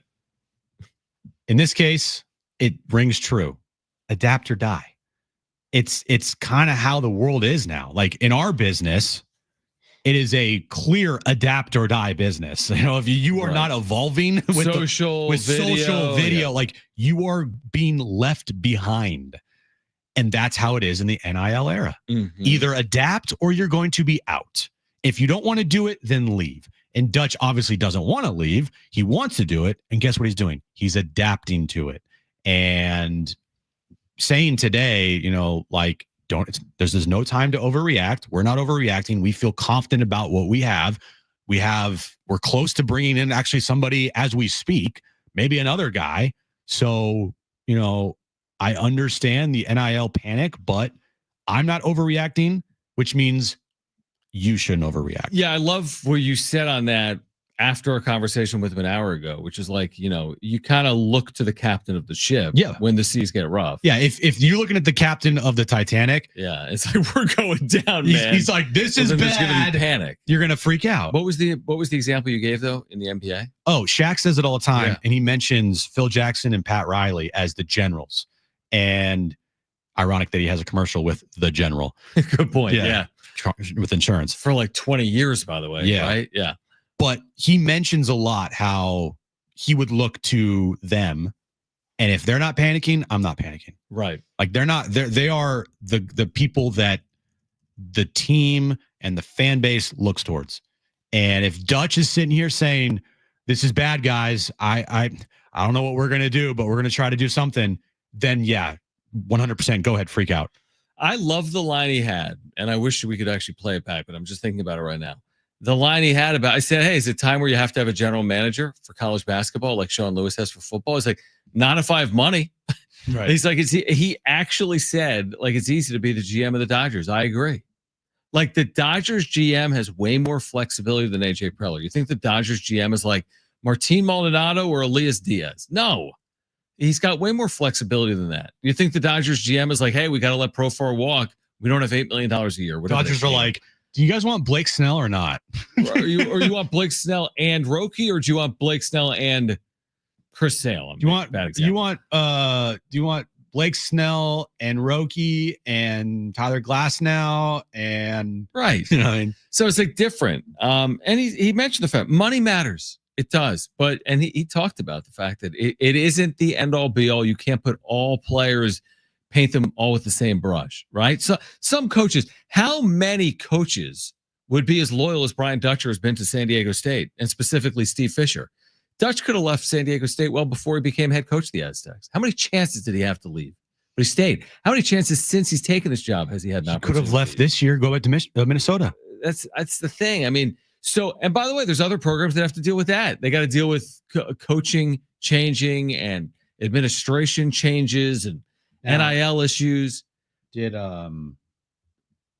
this Richard Pitino news? I don't think that's accurate. Okay. I don't think it's accurate. I think there's speculation. Well, Nico Medved just left Colorado State for his alma mater, which is the University of Minnesota. Right. And like I mentioned, Dutch has that Minnesota clause in his contract. Right.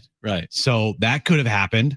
I thought in my head, and I've never talked with him about this specifically, I thought when he didn't go to Minnesota initially, remember that job opened up 4 years ago? Yeah, I remember. I thought when he didn't go to Minnesota 4 years ago, that basically said that he was going to be at San Diego State. And you never know. Things can change, and the headwinds of NIL and transfer portal. But like to calm people further real quick, he's averaged 25 wins a year in his first 8 years. He's made the NCAA tournament 7 times. They went to a national championship game. They are top 3 winningest program of the decade in Division I. They'll adapt. Like Jim said, I like the line adapt or die. Businesses have to adapt. Regulations change. State laws and federal laws change. And guess what? Blockbuster got run over by Netflix. And by the way, if Netflix, they could get run over in the future. Their future isn't secure 25 years from now. Nobody knows what the world is going to look like. So you do have to adapt, or you can be put in a spot that's unfavorable. And they've adapted. Yeah, it's with everything in life, truthfully.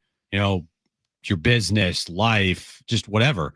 If you are stuck in your ways and unwilling to adapt and unwilling to learn new things and unwilling to take a step out of your comfort zone, you're not going to succeed. You're just not. You're going to be stuck forever.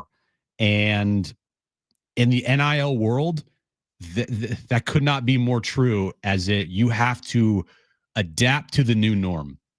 And if you are stubborn and you don't want to do it, well, then you're not going to be in the college basketball coaching, realm for much longer. Because if you don't want to go out and be in the transfer portal and talk about money and be okay with it, then guess what? This is probably not the job for you. Yeah, exactly. And it rings true in everything in life. Like if in radio right now, like our jobs, if we aren't willing to try video content and do more podcasting and do more social media and whatever else, right? If we just think that we can be like it was in 1995, where you just turn on a mic, that's all you had to do, that's not going to work nowadays. It's a good analogy. It's a good comp. You're right. Because there were probably people having success in 1995 that wouldn't be enjoying success in 2025. 100%. Because things do change. And no, it's a fair point. So anyway, I think the long and the short of it was that I think people should be more at ease than they were 24, 48 hours ago. And I'm not telling people how to fan. If you like the old way with 4-year college players, I understand it. I get it. I think most people prefer it that way. But we don't control what's going to happen with the future of sports. Maybe you liked Major League Baseball when they went straight to division winners and the postseason was the championship series and the World Series. Well, they've added 1 million wild cards and they put in the pitch clock and they're going to have automatic balls and strikes. You might hate it. Mm-hmm. You might love it. You might be somewhere in between. They added the DH in the National League. The universal DH. The runner's on second base, folks. I mean, what do we do? Everything has changed. Everything changes over time. You have to adapt. And it's just how everything works. So if you're going to be mad, and I understand, like losing players in the portal, it sucks. Right. But it also is the new norm. And I feel like, nowadays there should be like, you got a 24-hour grace period. You can be upset for 24 hours. Right. It's like if you lose. Yeah. And after that, you move on.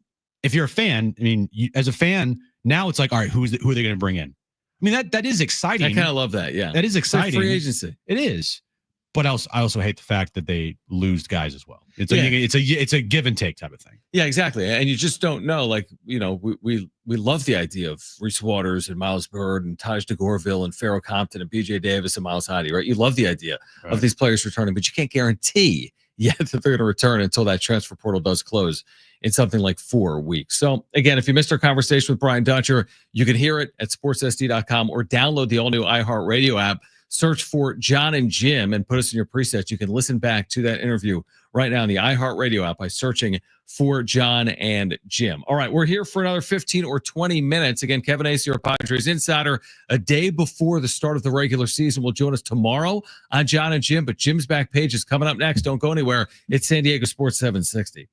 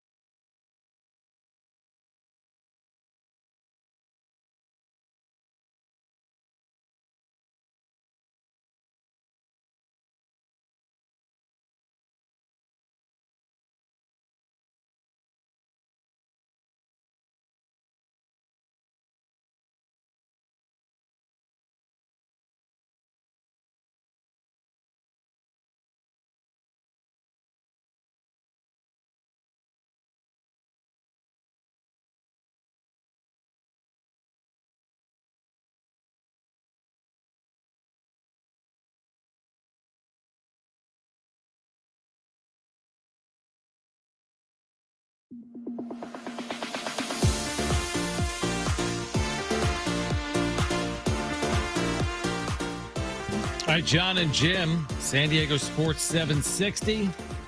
Again, a reminder, tomorrow, 6 p.m., San Diego Sports 760 has STFC Midweek Live. Hear from head coach Mikey Varas, as well as interviews with players and coaches. Find out the latest club and MLS information, hosted by Adrian Garcia Marquez and Darren Smith. STFC Midweek Live every Wednesday at 6 on your home for San Diego FC, San Diego Sports 760. So you can hear Saturday's match as well against LAFC. Is that at 7:30 Saturday night? It is. We've been correct. Pre-game is at 7 p.m. We got Darren again on the call. Question mark? I think it is Warren Barton and Adrian Garcia Marquez. Darren, come on. No. He's been, things have worked out. They're in fourth place in the West. Well, they have a schedule, John, and Darren's not on that schedule for Saturday. So rules are rules? Rules are rules, buddy. Okay, but he's not on the schedule. Well, you can hear him Wednesday. You can hear him tomorrow, Darren, with Adrian Garcia Marquez. Mm-hmm. Right here. Yes, John. Okay. You're asking probably the wrong person, but what do you want? Well, Darren, I'm not on the air with Darren. Man. Me Darren, neither. Call in if you're listening. I'm not on the air. Are you with calling Darren this either. game Saturday? He's not calling the game Saturday. I know that. Will he be there? I talked to him, and he is not calling the game on Is he going Saturday. to be there? Is he going to pull the double dip with you? No, he's not. No, but I'm gonna say he's going to go as a fan. Saturday night. That's kind of cool. Yeah, first time this year because he's been working. He hasn't been able to watch the game from a fan's lens. Right. So It's far. honestly, sometimes it's like when you work in the media and all I do is work Aztec events. Sometimes I'm like, man, I kind of It's really hard wish I was in the seats. Sometimes it's hard to watch sporting events not through a media lens. 100%. And then you're there and you're like, what am I supposed to do? Yeah, like how can I be a fan right now? Yeah, what do I cheer? Or All I think about is like social media and what can I talk about, and I know. just like it's like sometimes I just want to turn my brain off and just watch this stupid game. You want to turn your brain off? Come on. Yeah, that's hard to do. It doesn't work in the first place. All right, let's get to it.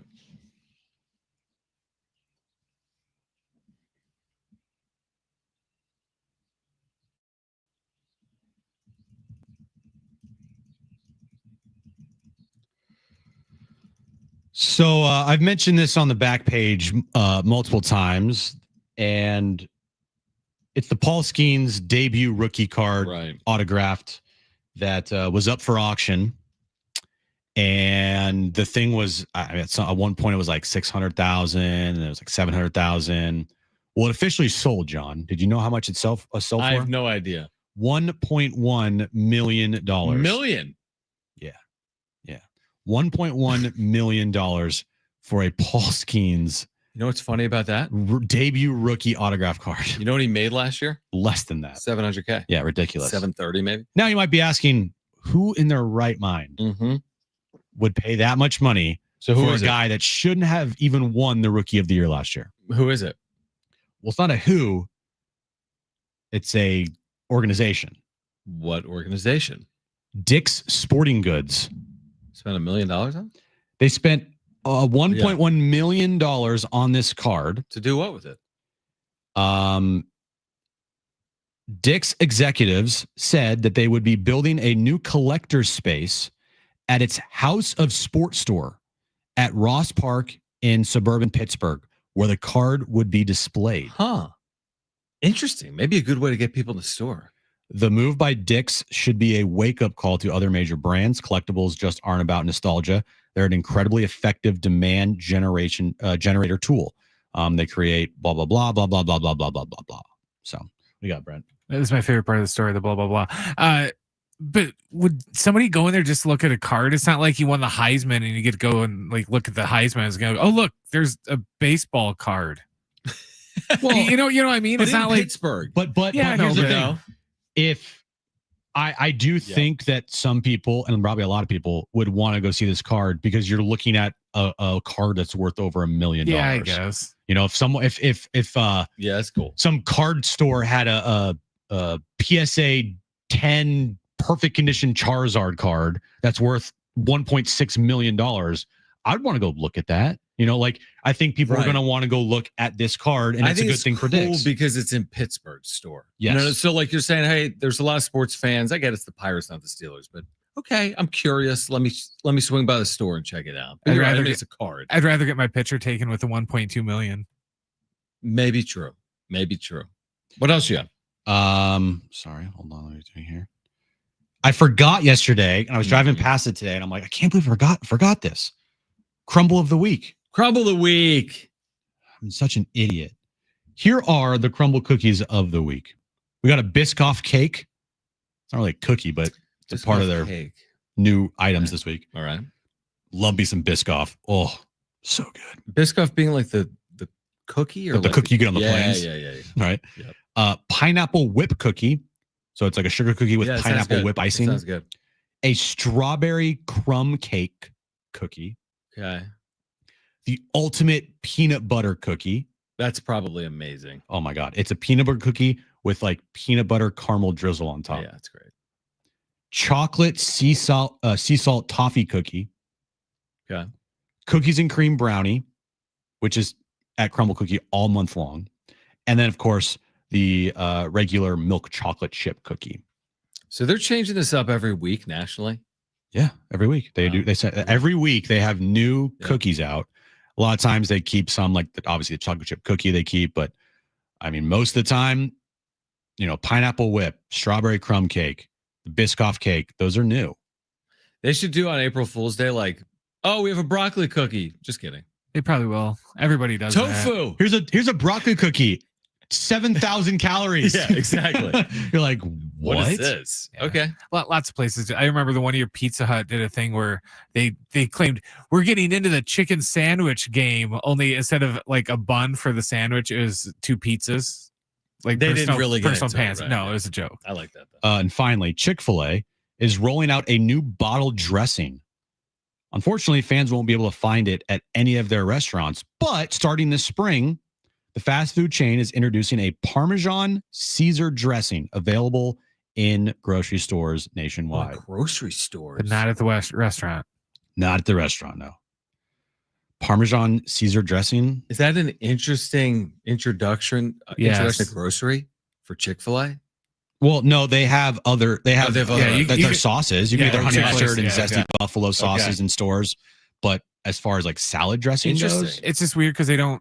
The other stuff, it's all stuff you can get at the store. So this is like, here's something we don't serve at the store. Right. Are they known for salad? Like they do like the chicken salad game? Oh, yeah, they do. Okay. Yeah.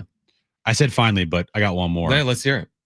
Remember the giant, I forget what it was called, at Marlins Park in center field? What was it called? Oh, the big Plinko looking board? Wait, are you talking about the artwork? Yeah, the giant, the thing in center field. Thing in center field. Fish? Yeah, it was like whatever it was called. It was awful. They got rid of it. They did get rid of it. Yeah. But Marlins Park has added a new center field item. No. Yeah. Listen to this. The Marlins have added a cruise ship in center field at now called Lone Depot Park. Fireworks will shoot from the ship each game for the Marlins. Is it sponsored? Is it like a Caribbean cruise ship or a Carnival cruise ship? It's like NCL Norwegian Cruise Line Home Run Harbor. So it's almost like part of a sponsorship, maybe. Yeah. So it's a freaking cruise ship. So there's gonna be no one there, and they hit a home run, then it fires off fireworks. That could be kind of cool. I'm kind of picturing the Tampa Bay. Remember the Bucks had that pirate ship? They still have that. Yeah. All right. Well, I'll have to tune into Marlins opening day now. No, you won't. I won't, unless the Padres are playing there. But they're not. I give you $10 and you tell me who the Marlins open with. Sandy Alcantara. Who they play? Tampa. Pittsburgh. I don't know. Yeah, I think it is Pittsburgh, actually. Oh, is it? That's hilarious. All right, if you missed anything today, including our conversation with Brian Dutcher, make sure to visit sportssd.com or the iHeartRadio app, TuneIn Radio, Spotify, iTunes. You can listen back to our podcast. We are back tomorrow at 2 p.m. Kevin Acey is on the show tomorrow as well. Who do they open with? Do you have it? Yeah, he's right. They do open the Marlins. Of course. You guys owe me $1 million. Marlins versus, not the Marlins. Marlins Pirates. Yeah. It's not an intra squad. Okay. No. All right. For Brett and Jim, I'm John. Keep it here. San Diego Sports 760. Okay. Bye. Bye.